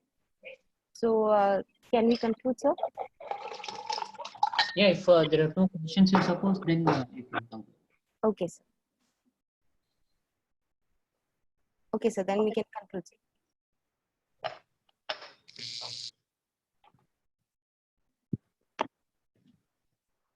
Thank you, sir, for really enlightening us. Now, To give the vote of thanks, I would like to invite Dr. Binu Alapat A, Sir, HOD, and Professor, Department of Rasashastra and Bhaishuji Kalpana, Ayurveda College, Coimbatore. A warm good evening to all of you. Good evening, Kalim sir. Good evening. It is my privilege and a great joy for me to extend a vote of thanks at this occasion. First of all, I would like to express my sincere thanks to Galip sir for your presence over here and for sharing your valuable knowledge with all our participants across India on topic of pharmacovigilance. Thank you so much, sir, for such an information presentation and for taking time to provide us with the time of information. On behalf of management, staff, faculties, and students of Ayurveda College, Coimbatore, I extend my sincere gratitude for all the participants. Thank you, one and all. Thank you, sir. Thank you. Thank you so much. Thank you, sir. Thank you, Galip sir. That was a Thank you. wonderful section. Very Sir. good section, sir. Thank you very much. Thank you, sir. Thank you so much. And I request you to be in touch with the nearby peripheral center. Okay, and try to contribute significantly in the program, sir. Okay, sir. Sure. Thank you. Sure. Thank you so much. I feel I can leave now, right? I can leave, right? Yes, sir. Yeah. Yeah. Thank you very much, sir. Thank you. I'll be in touch. Bye-bye. With that, we conclude today's first session, and I would like to request the participants not to leave the room as we'll resume the second session at 6:30 p.m. sharp.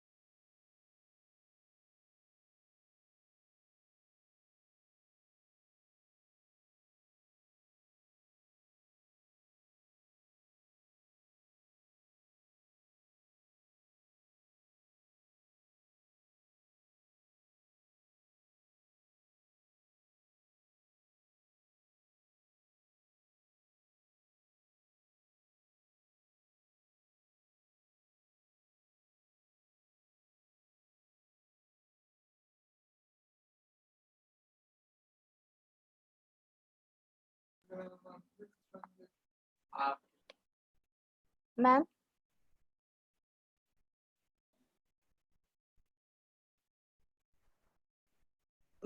Ma'am, can you hear me? Yeah, tell me, Sri Lakshmi. Yes, ma'am. Just to tell you before, can you just off the screen, or in screen share there is an option called disable for Annotation. annotations? Yeah. Yes, there has been some disturbances. So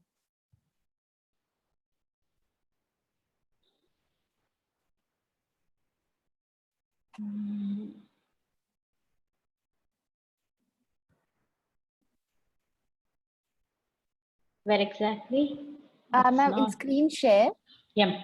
there'll be 3 dots in the upper side. Hmm. In that, it says that disable annotations for participants, something like that.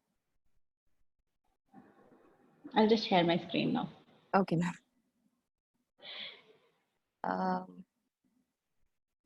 Yeah. Okay. Done. It's done. It's done, ma'am? Yeah.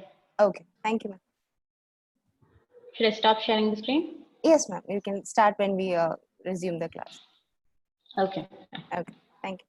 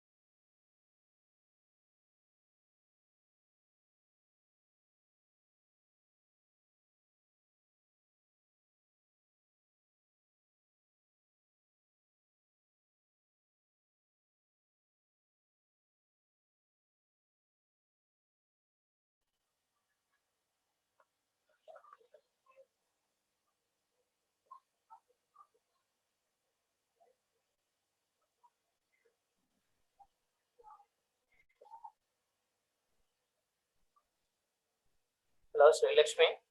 Yes, Hello. sir. Shall we start now? It's time now. Yes, sir. We can start, sir. Madam is ready. Yeah. Yes, sir. Ma'am? Yes. Okay, Amarjyoti madam. Namaste. Hello. Namaste, sir. Seri. Selection തുടങ്ങിക്കോ. You can Yes, start sir. now. Okay. Welcome back, everyone. Now, for second session, it is my great honor to welcome Dr. Amala Jyoti ma'am to present on the topic Medical Cosmetology Opportunities and Challenges. Now, to render the welcome address, I would like to invite Dr. Veena Vijayan, Assistant Professor, Department of Shalyatantra, Ayurveda College, Coimbatore.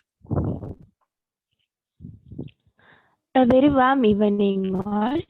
Respected guests, our principal, sir, and all colleagues and friends. I'm very happy and honored with the work for the session. First of all, I'm extremely welcome as speaker, Malaj, my friend, as well as my doctor for cosmetic therapy, to today's session on better cosmetology opportunities and challenges. I'm sure the session will be so informative as our speaker is a high achiever in this field within a short span of time because of her do experiments without any sort of fear. I welcome you, Dr. Amala, expecting a beautiful session of SAMSIDDHI series. And I welcome Principal, Dr. Sir, all senior and junior doctors, and all the participants to this session. Welcome you all and for the opportunity. Thank you, ma'am. It is my great pleasure to welcome such a dynamic and enlightening speaker. Before handing over the session, I would like to take the privilege of introducing ma'am. She completed her UG from Amrita School of Ayurveda, Kollam, and did her PG from SDM College of Ayurveda, Udupi. She hails from a traditional Ayurvedic family and presented numerous papers in national and international seminars. She was the former faculty and course trainer of cosmetology wing in SDM College of Ayurveda. She is currently working as a co-founder and chief physician of Heal with Food, Trivandrum, Kerala. Now, I would like to hand over the session to ma'am. Over to you, ma'am. Thank you all for this nice introduction. Okay. So everyone, I welcome you all for this session on medical cosmetology, opportunities and challenges. See, everyone has their own definition of beauty. What I perceive beautiful may not be beautiful for the next person. It varies from different person to different person because beauty is a guna. Gunyate amrantate iti gunaha. So what we perceive because of that is the beauty. I hope I'm audible. Okay. So I would like to ask you, like, how many people find the following set of women beautiful? We all know Aishwarya Roy is considered one among the most beautiful women in the world.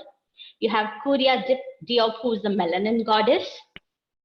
We have Sai Pallavi, who had just shaken all the beauty norms and is known as the freckle beauty. And we have Lakshmi Agarwal, who's an acid attack survivor, and even she is beautiful in her own aspects. So what exactly is beauty?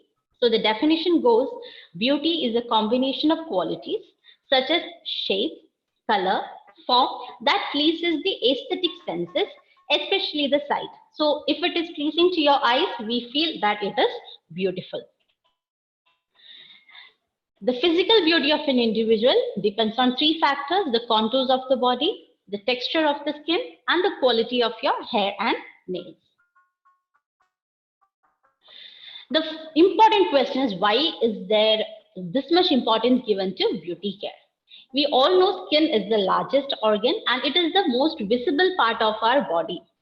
And healthy skin is an indicator of a healthy body. So if there is anything which is first reflected on the skin, we ourselves feel, okay, this is something which needs to have immediate attention, because having some spots in the skin or some discoloration on your skin is, it actually reduces your self-confidence. There will be a social isolation and etc.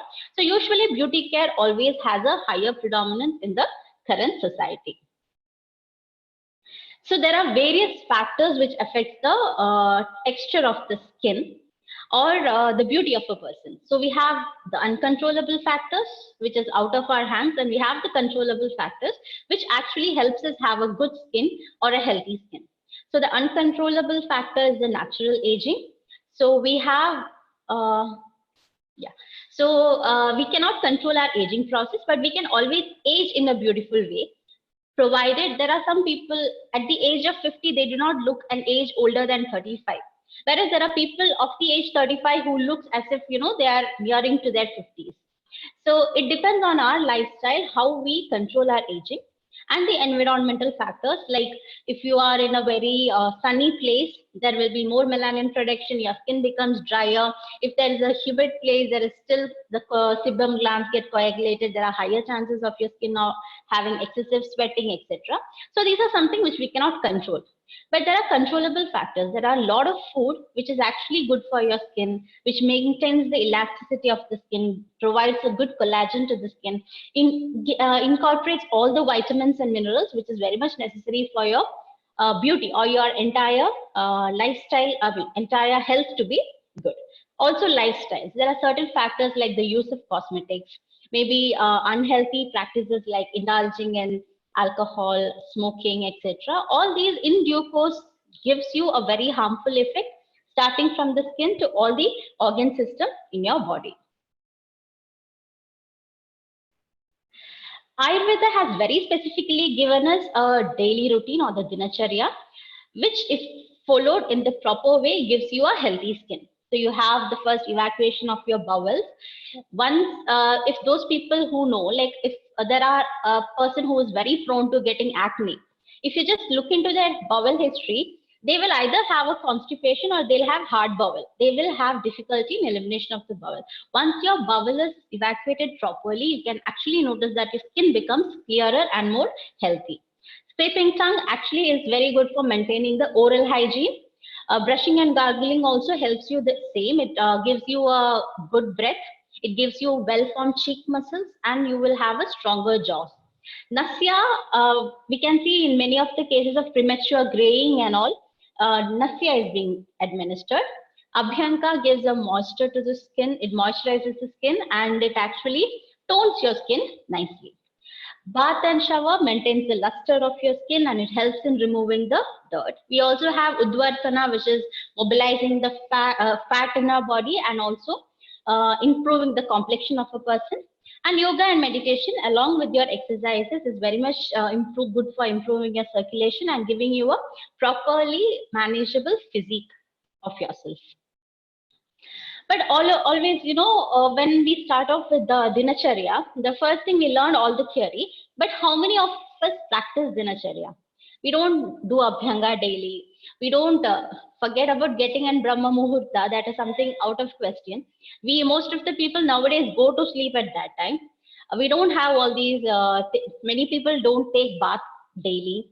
They don't have Shiro Abhyanga. They don't do all these things. Exercises even goes once or twice a week or once or twice in a month, or it's a big no.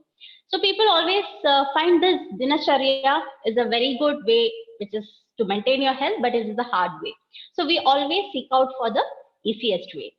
And easiest way for maintaining a good skin, at least to show that you have a good skin, is your cosmetics. So by definition, cosmetics are articles which is intended to be rubbed, poured, sprinkled or sprayed on, introduced into or otherwise applied to the human body for cleansing, beautifying, promoting your attractiveness or altering your appearance. So you have all sort of cosmetics coming from your head till your toes, which is helping you achieve all these functions. But if you look into the ingredients which go into the cosmetics, it is actually not a cosmetic, it is a cosmetics. It is a cause for various things we have, the conditions or the health conditions which we have. And being an Agada Tantra faculty or a postgraduate in Agada Tantra, we always consider this one of the Garavisha. So we know Garavisha acts in three ways. You have Ashu Chira Chiratara.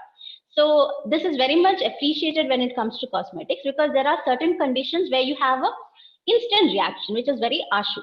Like we have had cases when a person is applying a hair dye, within maybe an hour or so, they develop rashes, they develop severe burning sensations, or some people who apply some sort of face cream and all. Initially, they have a lot of side effects or maybe untoward reaction, which is not expected from that cosmetic. But that is not always, it's a very rare. So Ashu case is very rare. But we also have in long course, there are most of the cosmetics on the initial stage, initial application, maybe on the first 1 month or 2 months, they give a very good result. But what happens is once you stop it or once on prolonged usage, there is untoward skin reactions, which is not being expected. So we have both the conditions, Ashu and Chira. And for this, the only option they had given was herbal cosmetics, which is very much high in demand. So if you look into the next time you get a herbal cosmetic, just have a glance at the ingredients.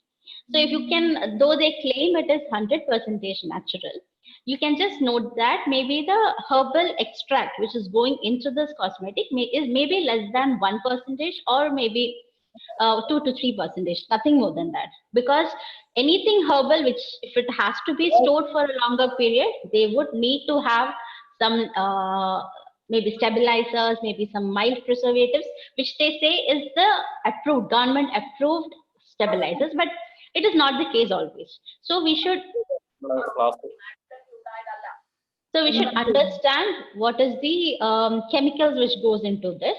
So if you see, the most common chemicals is paraben. If you have seen, like most of the organic products, they advertise paraben-free shampoo, paraben-free moisturizer.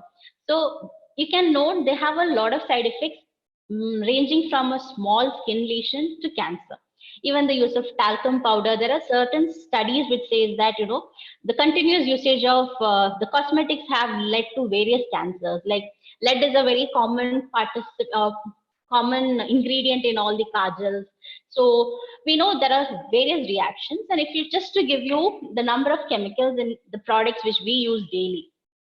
So shampoo, the average number is 15, and on constant use, it is like irritation, possible eye damage, neurological damage. So these side effects do sound very, very sophisticated, which people, will it really happen just because we use a shampoo? Though we may not get all these side effects, but there are studies. All these has been published after various researches which has been conducted abroad, not in India, but almost all, because of the number of chemicals which has been added onto these cosmetics, it is very much hazardous to our body. And now we should understand whether the organic cosmetics, what they say, herbal cosmetics, are they really safe? Are we like, can we just use them without looking at or just referring about them a little bit more? So with this, you know, actually many people think the herbal cosmetics are being marketed saying Ayurvedic cosmetics, and Ayurvedic people actually don't have a lot of insight into this cosmetology. So we should understand the importance of Ayurvedic medical cosmetology, the opportunities we have, and the challenges you are going to face once you enter into this field. So we'll start off with the challenges, because we should always understand what we have to face. Then we have to overcome them and establish yourself. The first and most important thing is whether to refuse this or accept it as a part of Ayurveda. So when we usually start off as a cosmetology department, they're like, okay, is it something required for Ayurveda? Is it not something a beautician would do? So understanding or making the person understand and getting an acceptance is a very big challenge, because most of them look down upon the science, saying that, okay, this is something which people with no other job does it. But we have a very large potential for cosmetology. And almost every corner you go, there is an Ayurvedic clinic or a beauty clinic. So almost all the people, they have put their beauty parlors as herbal beauty clinic. And if you go into it, there are people, the procedures will be Shashtika Lepa, maybe Pindasveta, Patra Pindasveta for the healthy skin. So the terms also what they use is similar to your Ayurvedic product, Ayurvedic procedures. But still, if you look, the persons are not qualified doctors. They are just beauticians. They have just put the name. They get some idea from somewhere and they start their own branches. So what happens is the name of Ayurvedic cosmetology is actually hampered when it is being done by a person who does not have any background on the skin, what lepa is to be used in what type of skin. We usually get a untoward reaction, and people say, see, Ayurvedic cosmetology is not that safe. You get a lot of reaction. But that is not the case when you understand the science and do it properly. Then another thing is understanding the type of skin. So usually what happens is when we get a patient for skin issues, the major problem we face is to find out what type of skin they have, because skin is very much sensitive, and you make a mistake in identifying the type of the skin. You give them a medicine. What happens is the next day that person may develop a pimple, and developing a pimple or a skin rash, maybe if you don't understand the prakriti of a person, you give them a therapy for the hair management. The hair loss, the number of hairs they lose per day can just double the next day. And anything which is related to cosmetic, the response of the patient will be very, very strong, because cosmetics, is not a necessity. It is an option people have. It's their choice to look beautiful. So they come, spend a lot of money, and if they get an untoward reaction, their response will be very hard. So what does it leave us? We'll be hesitant. We'll lose our confidence to see the next patient. We'll be, what happens? What if another untoward reaction happens? What if this person tells bad about me and I lose the name? See, obviously a doctor, when patients will come to the doctor when his previous patient says that, okay, this doctor is good. But when someone gives us a negative comment, it actually hampers our practice. So you will become hesitant to take up new cases. But that is just the challenges we have. But there is a lot of opportunities once you overcome this challenge. If you can get yourself accepted as a cosmetologist, you have a strong understanding of the skin types, what to be given for each type, and you have the confidence to treat patients. There is a lot of opportunities laying ahead of you. You can notice that most of the people have health conscious now. So with the everything available at the flick of your fingers due to Google, people now understand. See, even if you go to the supermarket, before buying anything, you can notice that people have a check at the ingredients, maybe their calories, their nutritional values. So this actually is a very good favor for us, because there is a very drastic shift between the people going to the modern or the synthetic cosmetics and people coming over to the herbal cosmetics. And with very little investment, see, to start a cosmetology clinic, obviously, if it has to be something very posh, you need to invest some money. But when you are having it at a very small setup, if you just want to try, you see if it is picking up in your area, and then you can develop it later. You need very little investment to start off with your cosmetology clinic. So we'll just go into the subject proper. We all know the beauty care includes skin care, eye care, hair care, and food care.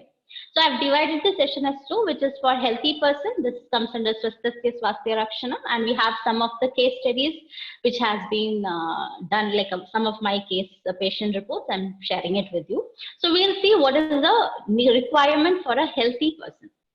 So the first thing we get is a normal person comes to us with a normal skin, and they say, ma'am, I want something which is going to be making my skin healthy. Just let it remain healthier. As a preventive, as a treatment, they will need something. And there will be some people who will have excessively dry skin, and some people who will have excessively oily skin. So how do you understand whether the person is having a normal skin or not? So normal skin, it is usually understood that will not be any T area, will not be 2x. The T area, if you can make out on the third picture on the skin types, you have your forehead coming down to your nose. So that is the T area. So if you ask them to take a tissue paper and take a swab from that. So if it is no, it's not. There is no oil at all. It goes to the dry skin. Normal skin usually will have adequate oil, and it will not be too oily. If it is too oily, the entire tissue would be soaked. So this is how you understand the skin type. But see, this is just a theory. You might need to see around a lot of people to understand or for you to come to the correct understanding. So you can start off next time you see a person, try to assess whether their skin type, what their skin type is, and under which category it falls into. And the next complaint we always say is someone people want to improve their skin tone, and acne is one very big factor. Most of the people may be changing, starting from the adolescence. When they start getting acne, you have different types of acne. They are actually very much affecting a person's mental status. Some people usually they come and cry saying that, you know, my face is very bad, I want to get rid of the acne. So you have different types of acne. You have the white heads, you have the black heads, and once maybe you are progressing towards your late 30s, I mean early 30s from now, considering our lifestyle, you have the wrinkles also. So these are some of the common things which we may face once we start up a cosmetic clinic. So we'll just see what we can do for each type of people. So the normal healthy skincare routine, at least maybe once a week you can start. You can have your cleansing. You can use any skin toner. Maybe you can use rose water. You get skin toners available, or you can just make a cucumber juice or something. Cleanse your skin. You can give a massage, maybe 2 minutes with the toner only. You can apply a face pack. You can scrub or give a fermentation after the face pack. And once it is done, you can moisturize it. We'll see each step one by one. And there is also a different steps of the directions of giving a face massage. It has to be ocular movement near to your eyes. It should be outward from your nasal. It should be round and round around your lips. And the cheeks, it should go from downward to upward. This forehead area also from the top bottom, then to the side. So there are different procedures which is included, and the directions where the facial massage has to be done. So I'll explain one of a very common LEPA which is given lot of results in managing a normal skin and in a dry skin. So Shastika LEPA is one very classical preparation. We all use it, but this is a variation of the normal Shastika LEPA, where we all usually for the Shastika Shali Pindasvita, we make Shastika, we cook Shastika in Balamulakwata. But when it comes to cosmetology, the kashaya you use is your choice. We usually take some Varniya kashaya like Mahamanjishtadi kashaya, or you can make a kashaya based on your combination. Like you can add some Manjishta, Rakta Chantana, turmeric, Lodra, whatever you feel is good for you and is available for you, and it is coming in your budget. You can take a combination of that, prepare the kashaya, and use that kashaya for cooking the Shastika LEPA. And once the Shastika LEPA is completely cooked, you make it into, either you can make it into a potli, a very small potli, and you can do that as a massage, or you can make it into a fine paste. You can grind it and use that paste as a face pack. So we used to this is one of our, Shastika LEPA is one of our main attractions in the bridal packs, because it is on 2 or 3 continuous applications, facial procedures, you get a very nice glow on your skin. But it is a very big no for anyone of oily skin type, because if you have oily skin, you apply Shastika LEPA, the next day you will get maybe big pimples, which is going to be suppurative, because Shastika by its nature is increasing your snigdhata, and it is a Brahmana LEPA. So we have to understand the skin type. This works very good for dry skin people and for normal skin people. So for oily skin people, you will have to choose the different types of medium. So here I have given Shastika LEPA is one medium which I have mentioned. The second one is Yava. Yava also is Varniya. It is not that snigdha as Shastika. So this is something which we can give for a person of oily skin.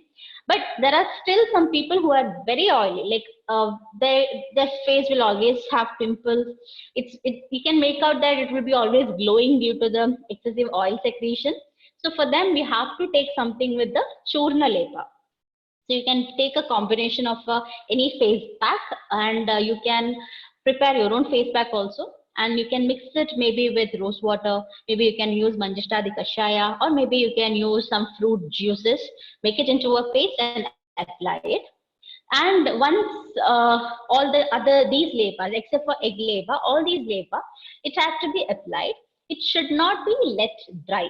Once you feel that it is getting dried from the edges, you have to start removing the labor, because if it's getting drier, your skin becomes still more ruksha, drier. So that will actually not give you the purpose of having the proper labor.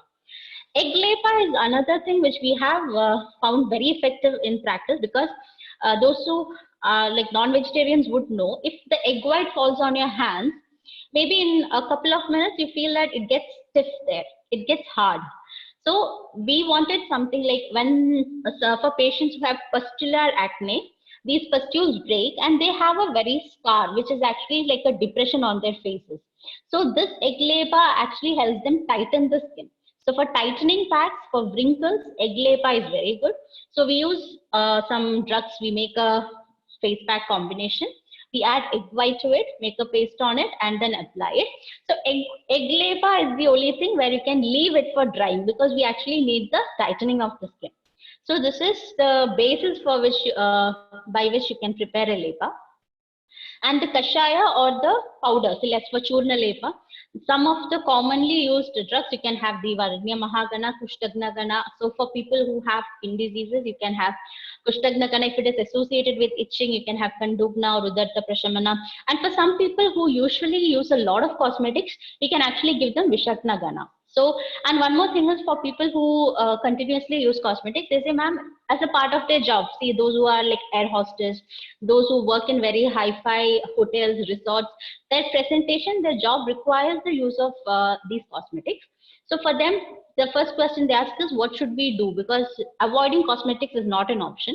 So what we suggest is, Agatha says, like, all the Visha conditions, ghee is considered to be better. So we always ask them, take a little bit ghee, apply it on the face, wash it off with some churna. Like I usually prepare, I have my own combination of face scrub, or we can have Siddhartha Kasnana Churna is very good. Nirmal bath powder of SDT pharmacy is very good. Those are actually very good. So you can ask them to wash their face daily once they remove the cosmetic. Then another one of the most common complaint we get is stretch marks. So you will have stretch marks happening twice in your life, for females during pregnancy. And another common occurrence is when you lose your weight. So once you get it, okay, there are a lot of treatments. They say you can apply Navanita with Chandana.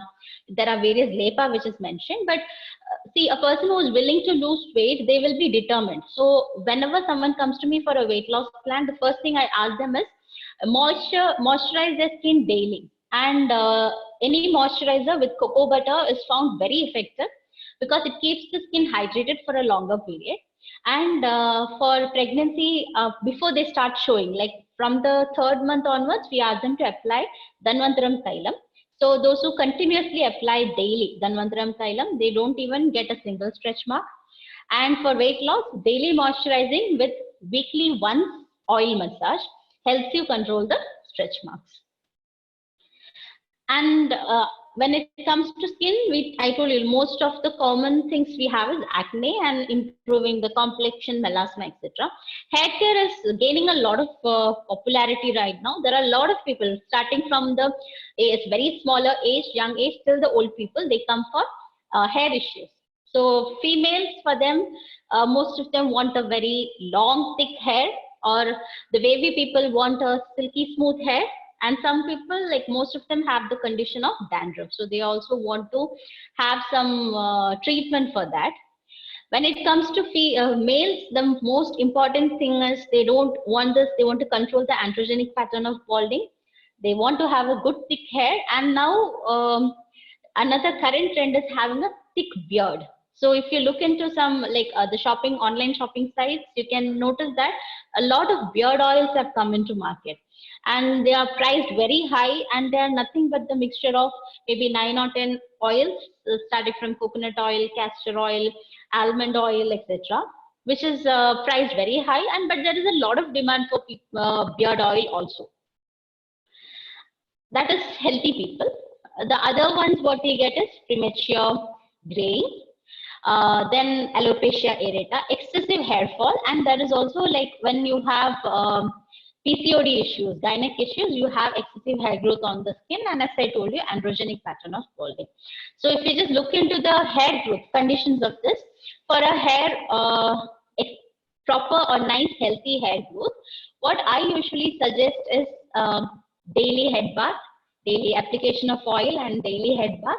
And application of oil, you can have Nili Bringyadi Taila, then Chembaratyadi, then Kesha Krishnakarna. There are so many oils. We can also prepare our own oils also. See, usually we have to understand the prakriti of a person. If it's a kapha prakriti person, it's always better to prepare oil with some DIKSHA dravyas, and if it is for other people, it is always better to have something cooling drugs. Like you want to have a person who always have recurrent allergies, respiratory issues, and if they come saying that they want to have a good hair oil, it's always better you can just take some kalka, make a kalka out of black jeera, maybe curry leaves and henna leaves, something which is very ushna, and make that samskara with the coconut oil and then prepare a hair oil. Otherwise, you can have small onions, aloe vera, bringaraja, amala, all these are which is having Shita Virya properties. You can have that and give it for people, the other normal, the rest of the people. Because hair oil is something when people say, if we say daily have a hair oil bath, they say, ma'am, like third day, I get running nose, I come up with a fever. So this is one common complaint. You can actually prepare a combination like that and give it.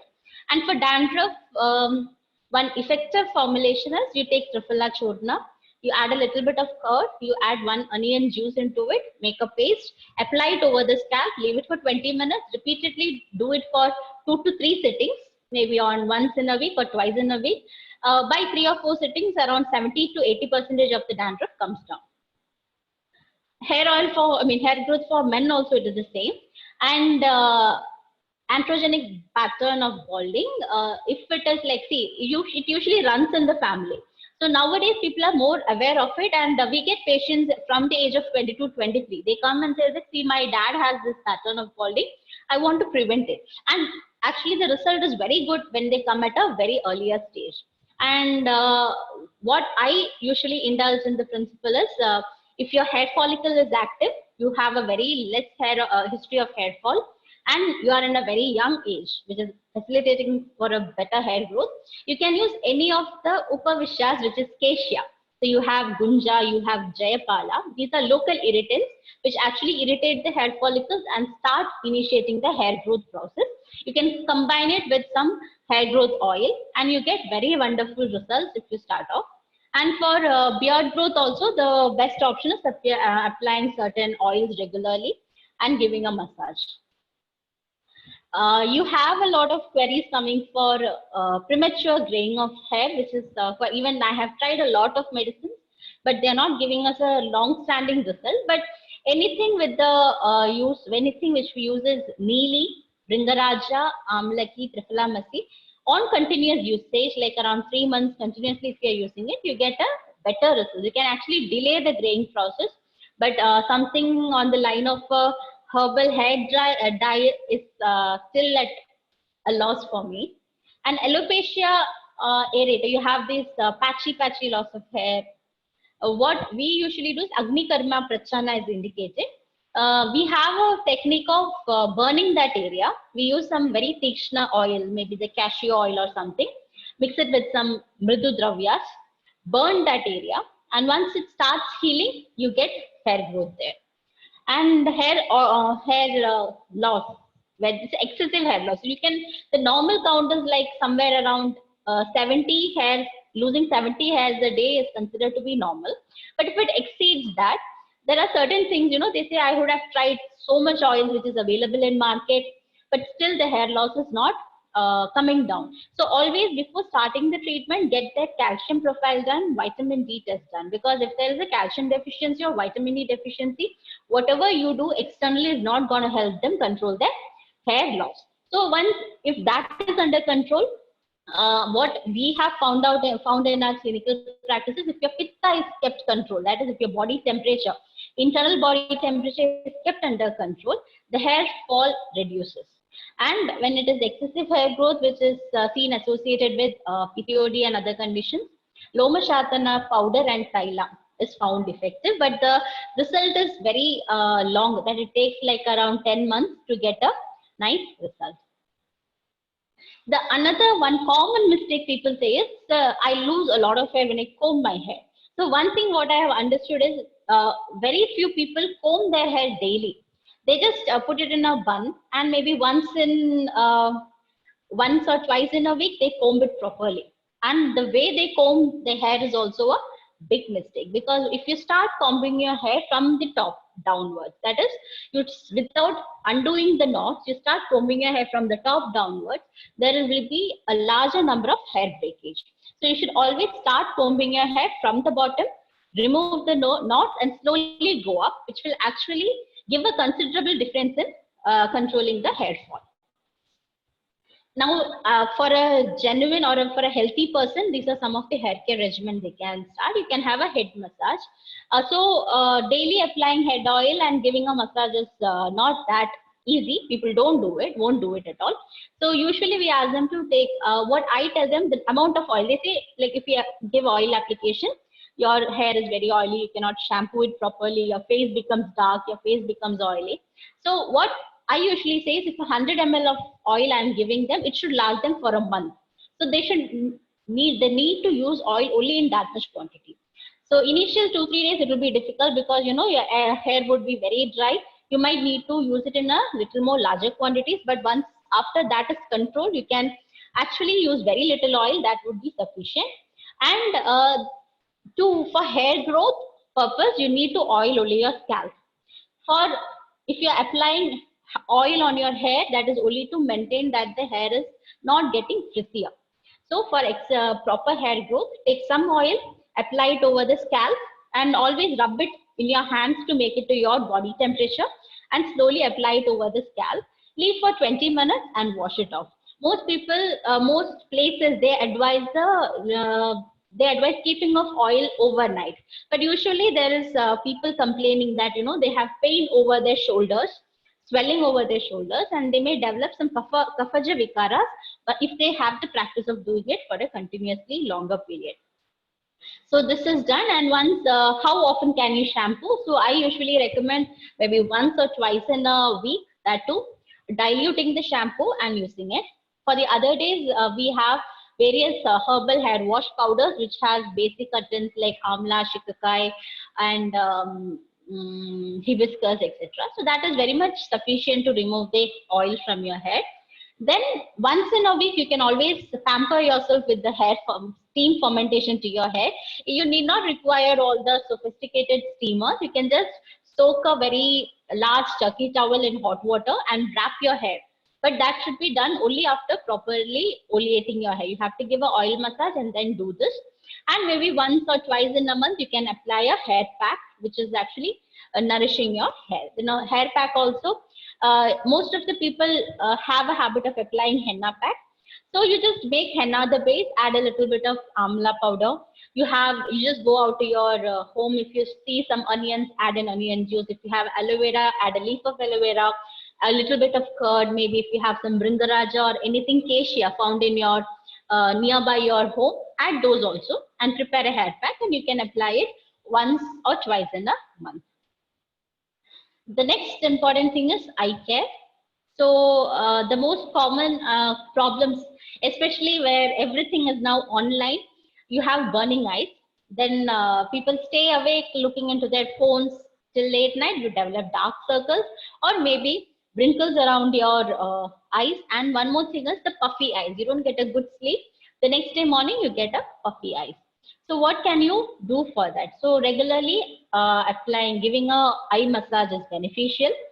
So if it is, there is a different directions you have to come from outside inward, then inward outside, ocular movement, and then close it with the entire thumbs. This is one method, and you can use any oils. Like if it is in the face, you can use eladi, you can use nalpamaradi, etc. And if it is very much specifically for your eyes, you can use kshirabala, etc. Next is dark circles. So dark circles, we are finding very good results with our Shashtika Lepa and also Kumkumadi Taila. If they're giving an application like 1 or 2 drops of Kumkumadi Taila, massage every night and fermentation with their hands. That is rubbing Hastasveta. If they rub their hands and give a fermentation, that much is sufficient. For wrinkles, we have found very good treatment with the egg packs for curing the wrinkles. And for puffy eyes, if you have, there are most of the days, you have a function, the night you will not have a disturbed, you might have a disturbed sleep thinking that, you may be late, what if something goes wrong? And what happens is you end up getting up with a puffy eyes. And it is actually making us hesitant to go out because that is one day, it might be a function where you want to look good. So usually you take an ice cube, you rub the area, puffiness around the eyes, it actually comes down. And if you want to give it a twist, you can always make the ice cubes with cucumber juice or something. So make a cucumber juice, put it in the ice trays, use that for rubbing, and you get very wonderful results. And a lot of people now have started making their own kajal. So for burning eyes, this is one effective medication which we have found. So you can have the basic things. You can have 2 badam and maybe some neem leaves, some bringaraja or anything. Make a batti out of that. Dip it in ghee or in castor oil, burn it. So once you burn it, you might get fine ashes, fine powder, suit like kajal. You can mix it with the ghee or mix it with the castor oil only, and you can use it as a herbal kajal, which actually gives you a cooling effect, which lasts for like 2 to 3 hours. So this is one effective combination all of you can try out. Next is the foot and hand care.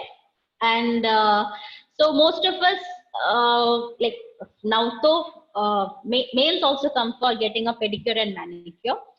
Usually they would want a hand care. See, those who usually use the mopeds, they go out, they have the suntan which is happening over their hands.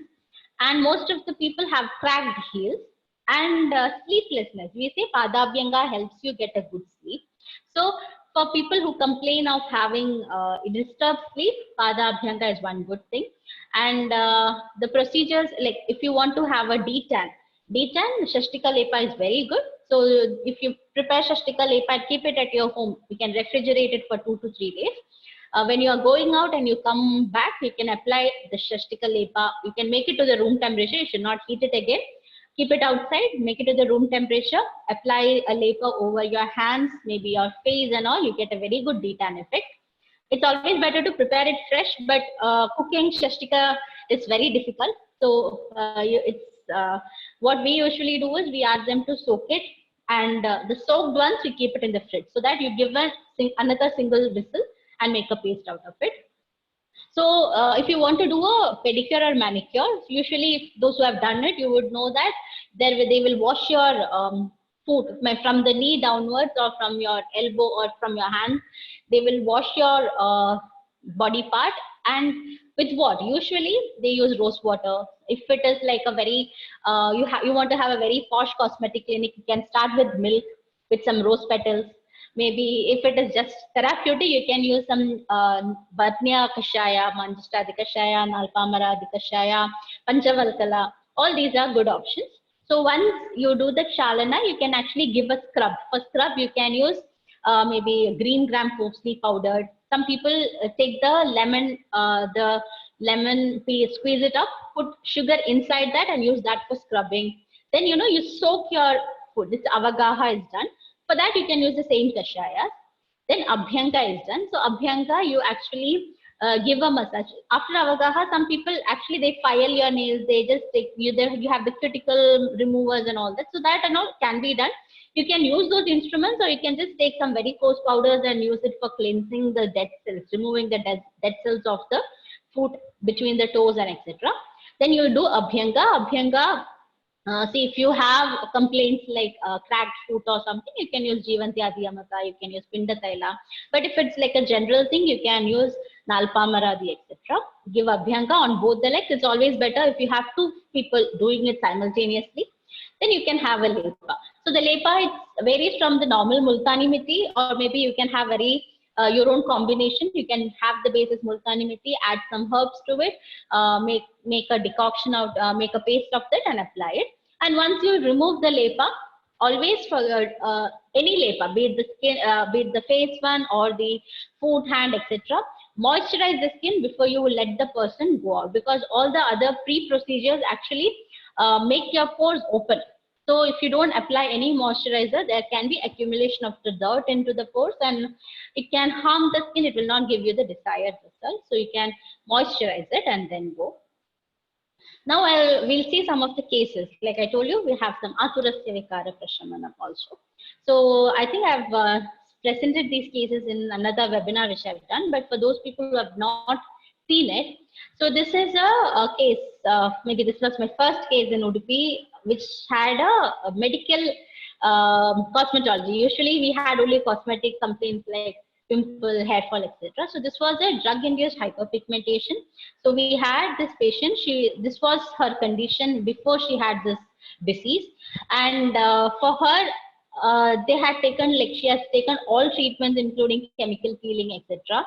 What happened was she had some family issues, and at the same time she got her teeth removed, and there was some complication wherein she was administered some heavy steroids and antibiotics. Along with that, she had this family issues, and she was like all of a sudden from her neck upwards, it started getting hyperpigmented. So the line of treatment I have taken was Dushi Visha treatment, because if you look into how Dushi Visha is mentioned, any Stavara Visha, Jankama Visha or Kritrima Visha, if it is not properly expelled out and it is subjected to Dushita Desha Kala Annam, it can produce some untoward results. So here I've taken the overdose of steroids or the modern allopathic medication as a sort of Garavisha, because Garavisha includes Aushadas also. So that it is an artificial medicine. So I've considered that she was on a higher dose, and the factor, she was undergoing some stress, maybe she was very depressed, all that in Dushita Desha Kala Anna. Anna, if you look into the commentary, they have put Vyayama, Vyavaya, Krota, Shoka. So the mental factors are also there. So this might have triggered her up, and she had developed this hyperpigmentation. And when she was referred this, I've taken her permission and have given the complete face, because the symptom was mostly around her eyes. So she had excessive scaling, excessive dryness over her eyelids, and uneven discoloration, to such an extent that people started, she was not recognized by the people whom was close to her also. So this further led to her depression. And one more thing was, she is very much intolerant to internal medicines. She cannot have anything internal which will actually aggravate it. So when I first tried to give her some kashayas and all, she was like, I have to take it standing next to the toilet, because as soon as she drinks, she will have loose stools and she has to rush into the. We had was to control it through external treatment. So on the first picture, you can see this was when she came to us.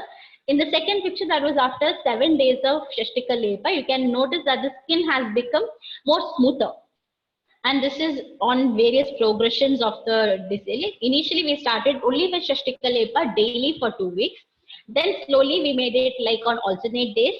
And once her skin started getting smoother, we reduced it to like 8 to 10 sittings in a month. And at home, on the other day, she was asked to apply Nalpamaradi and wash the face with Manjishtadi Kashaya, given a scrub with Nirmal Bath powder. And all of a sudden, she had developed a rhinitis, for which she had to take a Ayurvedic medicine only. The next day, the condition had aggravated her.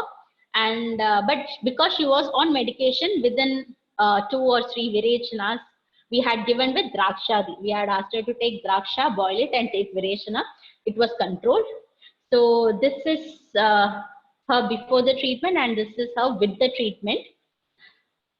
Then this is scarring post acne. I told you we have good treatment for post acne, because acne, she had pustular acne, and it was very much pustular. It becomes a big pustule. It used to break and it used to scar her. So she also is from Manipal, and she had consulted the modern cosmetologist as well. So what the line of treatment we had planned was Brahmana, because we had to fill in the scars. But Brahmana treatment actually makes her get new pustular acne. So what we did was, when she comes for the treatment, we had asked her to wash her face with Triphala Kvata, because it was Rukshana for her. So twice or thrice wash the face with Triphala Kvata, then come and get a Shashtikal Lepa done. And alternate days we had a skin tightening, which was done with egg Lepa. So this was after 3 months of it. You can notice that from this side, how much, like on the first picture, first part, whatever scarring was there, it had reduced it considerably, but it takes a lot of effort and lot of time. This is also pustular acne vulgaris. She also had a lot of acne issues when she came to us. We started with basic Dushi Vishari tap, Triphala Kvata application, and washing Triphala Kvata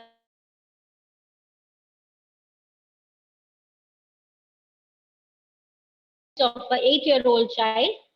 For this also, see, when it comes to psoriasis, there is always a cosmetic effect included, because they say that first their concern would be they have to get rid of the symptoms.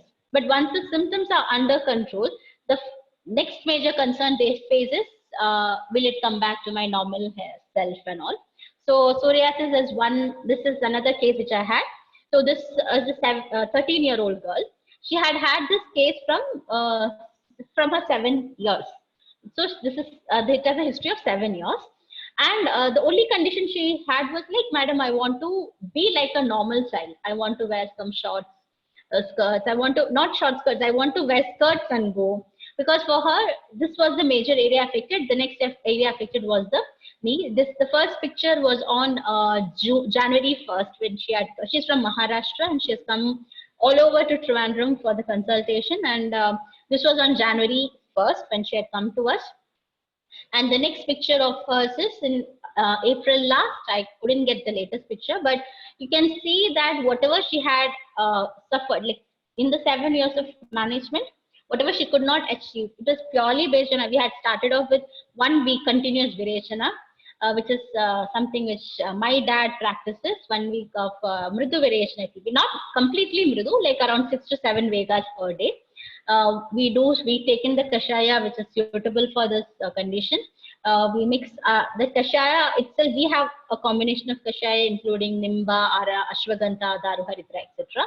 That is a mild laxative. We add in some icha baby to it to give a continuous virechana for 5 to 6 days, and then we start off with the treatment. So what usually happens is, once you start off with the virechana, by the 3rd day, the major concerns like itching, oozing, all that comes down, and your body starts responding to the medicines a bit more faster. Then we had started with Nimbadi Kashaya, Aragvadati Kashaya, and Madhusnuhi Kashaya. We made a combination out of that, and that is taken with Aragvada Mahatiktaka Grita. We have our oil prepared with Shweta Kidacha as the main ingredient that was applied. And we had asked her to take a small, that herbal scrub is there, slowly scrub the area so that it makes the thickness of the skin come down. So this is another case of psoriasis which requires this cosmetic importance. And this is my brother-in-law. He also, his complaint was receding hairline. It was at a very beginning stage, but he has a history, his family has a history of balding. So this is the treatment in 45 days. If you can notice in the first picture, the hairline is quite receded back. In 45 days, there is considerable improvement in the hair growth. So I have chosen the drug of choice was Jayapala. So any medicine with Jayapala, we can apply it. And it is usually done under supervision, because the reactions are some people, they feel as if their entire body is burning up. Some people may develop some boils in 2 to 3 days. Some people, if it is not removed properly, they feel dizziness, blurring of vision, etc. So all these have to be considered. But now we are taking it through teleconsultation also. We have patients for this, because we give them a very strict rules, because the diet also which goes in during this treatment is very important, because anything which is aggravating pitta can cause in workout, the time they do their exercises, it aggravates the condition. So all these are major concerns, but keep it aside, the result was very good. So we should all understand beautiful skin requires commitment. It is never a miracle. You have to invest your time, you have to invest your energy, and time is major thing because usually it is a longer process. People get bored in between, they leave it. Skincare is essential, but makeup is a choice. So always you have to make a good choice. You can always keep on the makeup and have some skincare routine which will help you have a good skin. So the earlier you start working on something, the earlier you will see the result. So don't wait till you get a unhealthy skin and then start taking the initiative. You know, as you progress, you age, your skin also starts losing the luster, or it also ages with you. So always consider that in mind, keep that in mind, and have an earlier intervention. Thank you. So if you have any questions, you can drop it in. I think I'll be taking the questions now. Thank you, ma'am. Now the session is open for discussions. Okay. Ma'am, there are a few questions since there are a lot of questions. We have selected a few. First question, ma'am. In egg labor, whether both egg white and yolk are to be used? No, egg white, only egg white. Okay. Thank you, ma'am. Next question. Is there any remedy for early graying? The early graying is something which is, see, you have oils which has Bringaraja, Neeli, etc. That will actually help you. And now there are so many studies which says that Nasya with any oil containing Bringaraja. So it can just be an oil which is made with Bringaraja. You take it as a Nasya. It will help you control the premature hair grey. But as a remedy, it is we don't have any, because when I was in Udupi, we had even tried Vibhidaki Majjataila, but that also didn't work out as it is mentioned. So thank you, ma'am. Next question. How to get rid of split ends? Split ends, actually, once you start getting split ends, it's always better to cut them off. But if you start nourishing your hair, you give a hair pack once in 2 weeks ideally, with henna, aragvada churna. If you don't have churna, you can just take aragvada patra, the guava leaves, maybe Bringaraja, aloe vera, make whatever is needed there. You just apply that, make it into a hair pack, and with eggs also. Egg also is a very good protein for your hair. So once you do all that, it can control it. But if there is a split end, it is always better to cut them off from the end. Thank you, ma'am. Hope that doubt was clear. Next question. What should be the thickness of Lomasthana lepa, and how long should this lepa be present on the skin? Okay, so usually Lomashatana, what I use is Prakriti pharmacies. So what we have is we ask them to use it once in 15 days. So we ask them to thread, you go for a threading, remove the facial hair, make a paste out of this Lomashatana churna, add normal water, make a paste, apply a thin layer of it and leave it for 2 hours. And after 2 hours is done, you just wash it off and remove it. And you can notice that in between there will be a lot of thinning of the hair. And in between this application of the lepas, we ask them to use Lomashatana oil for massage, because you can use this lepa only twice in a month. So the rest of the time you can use the Lomashatana oil. Thank you, ma'am. Next question. Can Multani Mitti be applied on a person with Vata Prakriti and dry skin? See, Multani Mitti and all is a very broad, very generic thing. So always you have to make a combination understanding the Prakriti of a person. That is the difference between a beautician and a cosmetologist. So you have various options. Like, see, for Vata Prakriti person, we usually have a base of Shashtika because it is very snigdha. It controls the dryness very effectively. So you can have your own combination which is available, because the Shashtika, the original Shashtika is not available now. Most of the people, they just use boiled rice, which is actually not the actual Shashtika. So some people actually, they use white rice as Shashtika lepa. But that is better than using a Multani Mitti. So it is your yukti by which you take the base of it. Thank you, ma'am. Moving to the next question. What is the utility of vitamin C for skin, or is it just a hype? Is it necessary for conditioning one's hair? It's not, they don't say it is just a hype, but usually we find it, see, I don't know, research based and all, we have not read into it, but usually when we have a little bit of vitamin C added onto your hair packs and etc., this actually helps you control the frizziness of the hair, maybe as you told, split ends, etc. We have noticed that it is coming down considerably. So I'm not sure on how it is affecting internally and all that, but I feel it is effective by practical experience. Thank you, ma'am. Hope that out was clear. Now moving to the next question.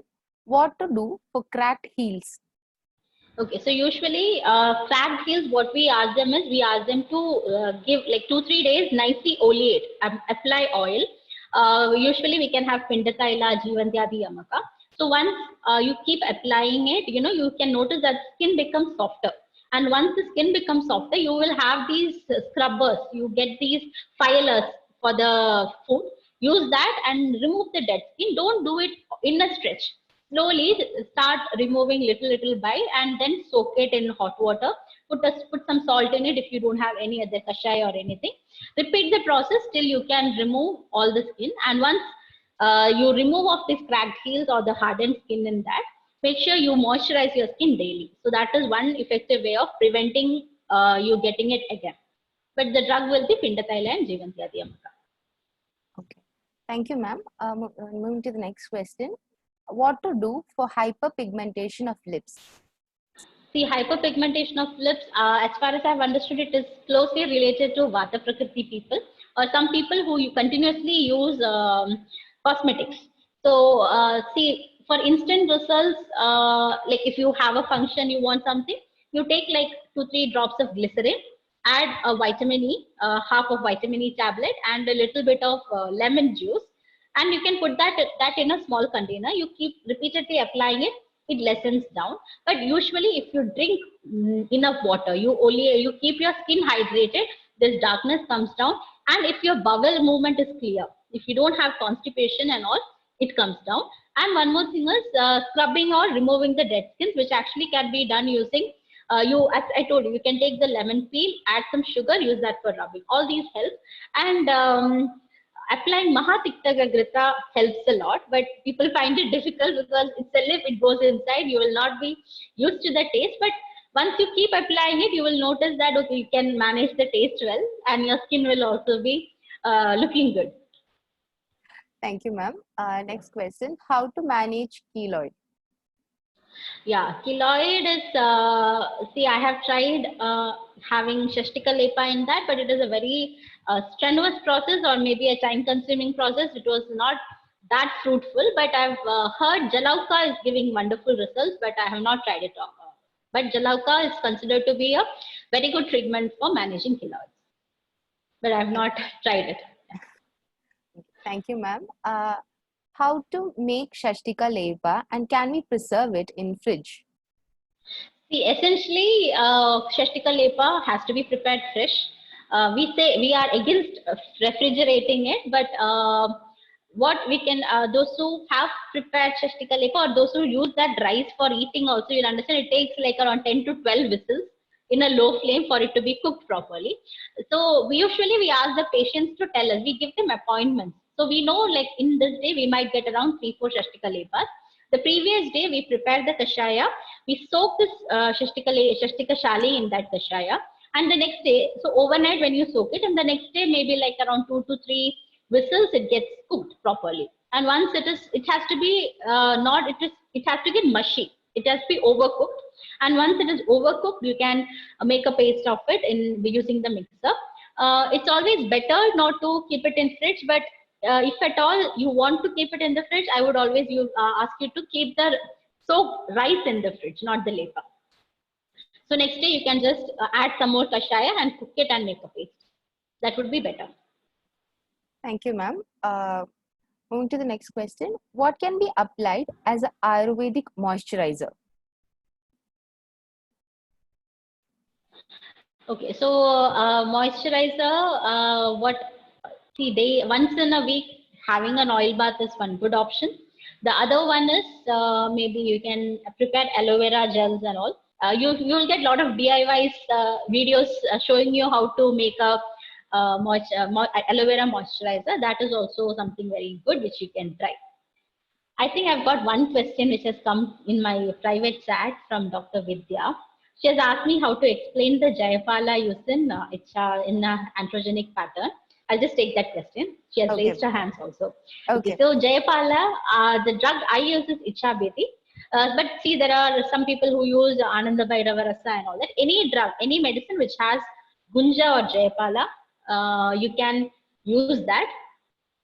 We actually soak it in Nimbu Swarasa overnight and make a paste of it and apply it over. You just do some little bit rubbing over the hair loss area. Like you give a little bit pressure just to increase the vascularity and apply this. And it depends on the person. It depends on the Pitta Prakriti person. If they are sure to develop one or two adverse drug reaction to it, but we have to make sure, tell the patient, see, this is not a side effect or something, this is expected.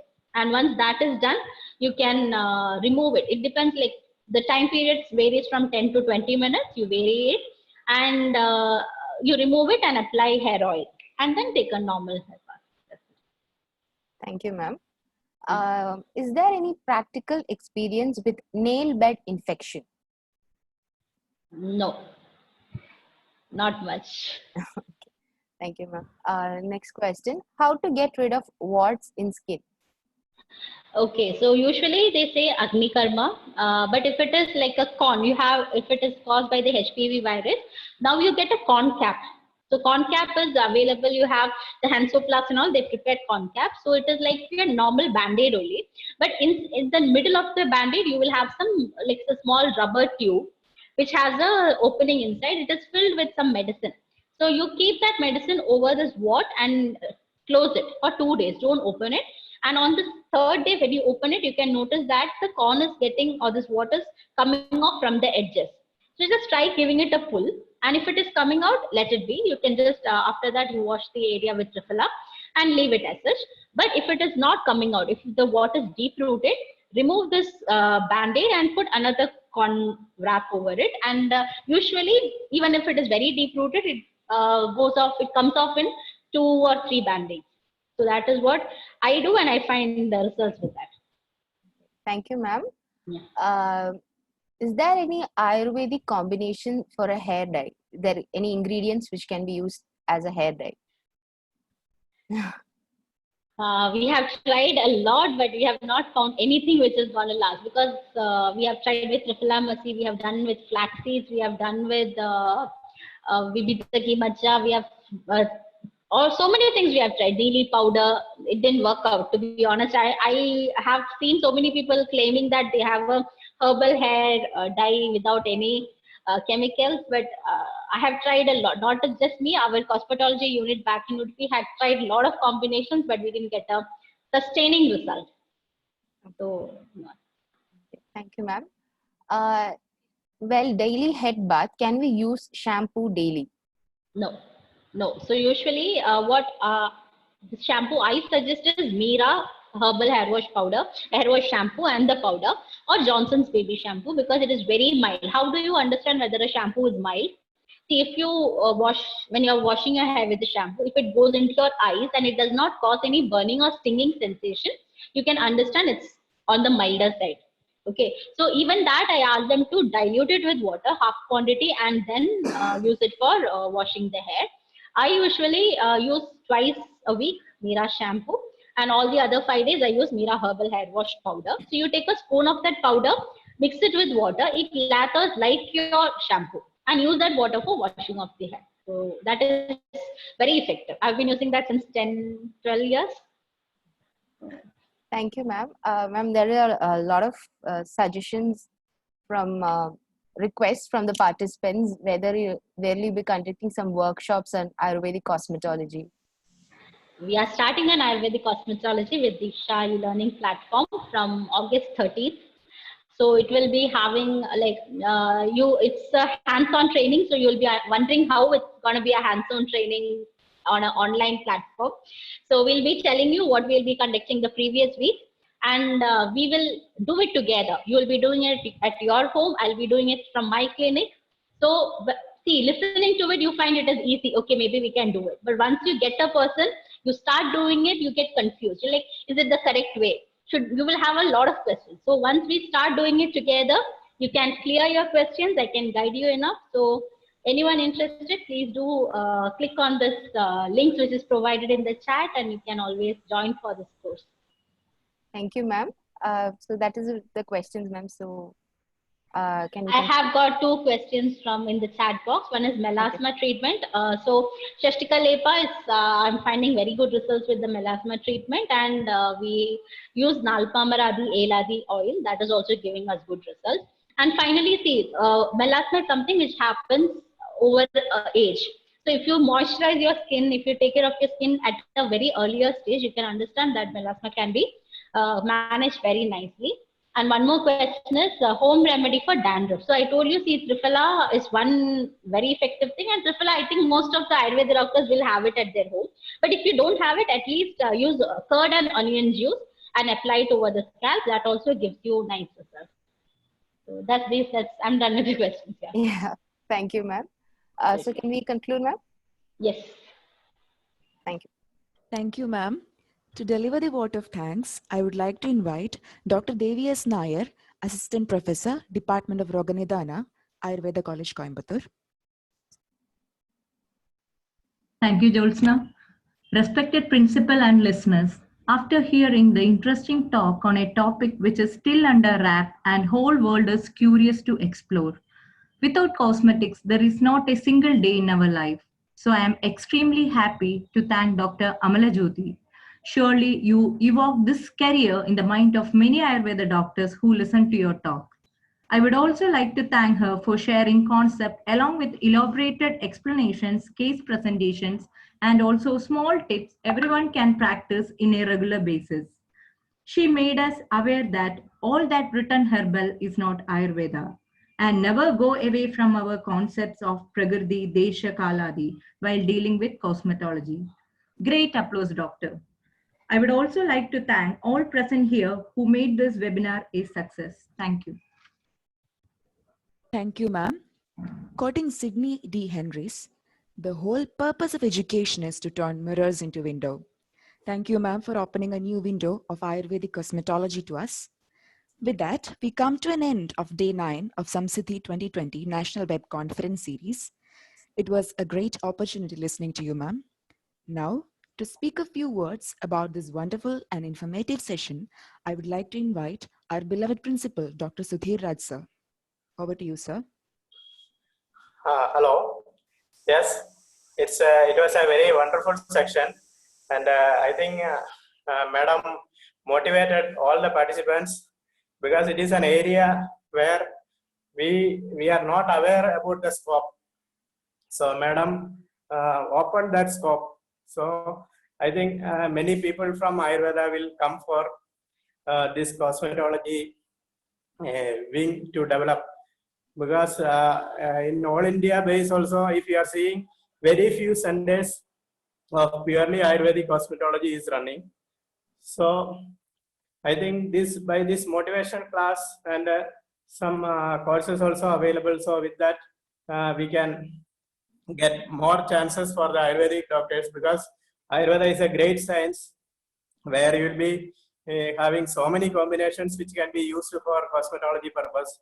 As Madam told that Shastiga, Annalapa and all very effective. Even Shastiga, Pindaseda also in a small kiddy, like you can do. So much of potential is there in cosmetology. So I think everyone enjoyed the section. Thank you very much, Madam. Thank you. Thank you, sir, for the opportunity. It was nice having presented in this platform. Thank you. Thank you, ma'am. Thank you, sir. Our next session will be conducted on August 3rd by Dr. Narayan Bavlati on the topic Management of Common Ocular Disorders in General Practice and Ayurvedic Perspective, and by Dr. Bharati Kumaramangalam on the topic Practical Aspect of Uttaravasti in Gynecological Disorders. To know all the further updates, please stay connected with us in all our social medias. Once again, thank you, ma'am. Thank you all the participants for joining us today and hope to see you all again in the upcoming sessions. Thank you all. Good night.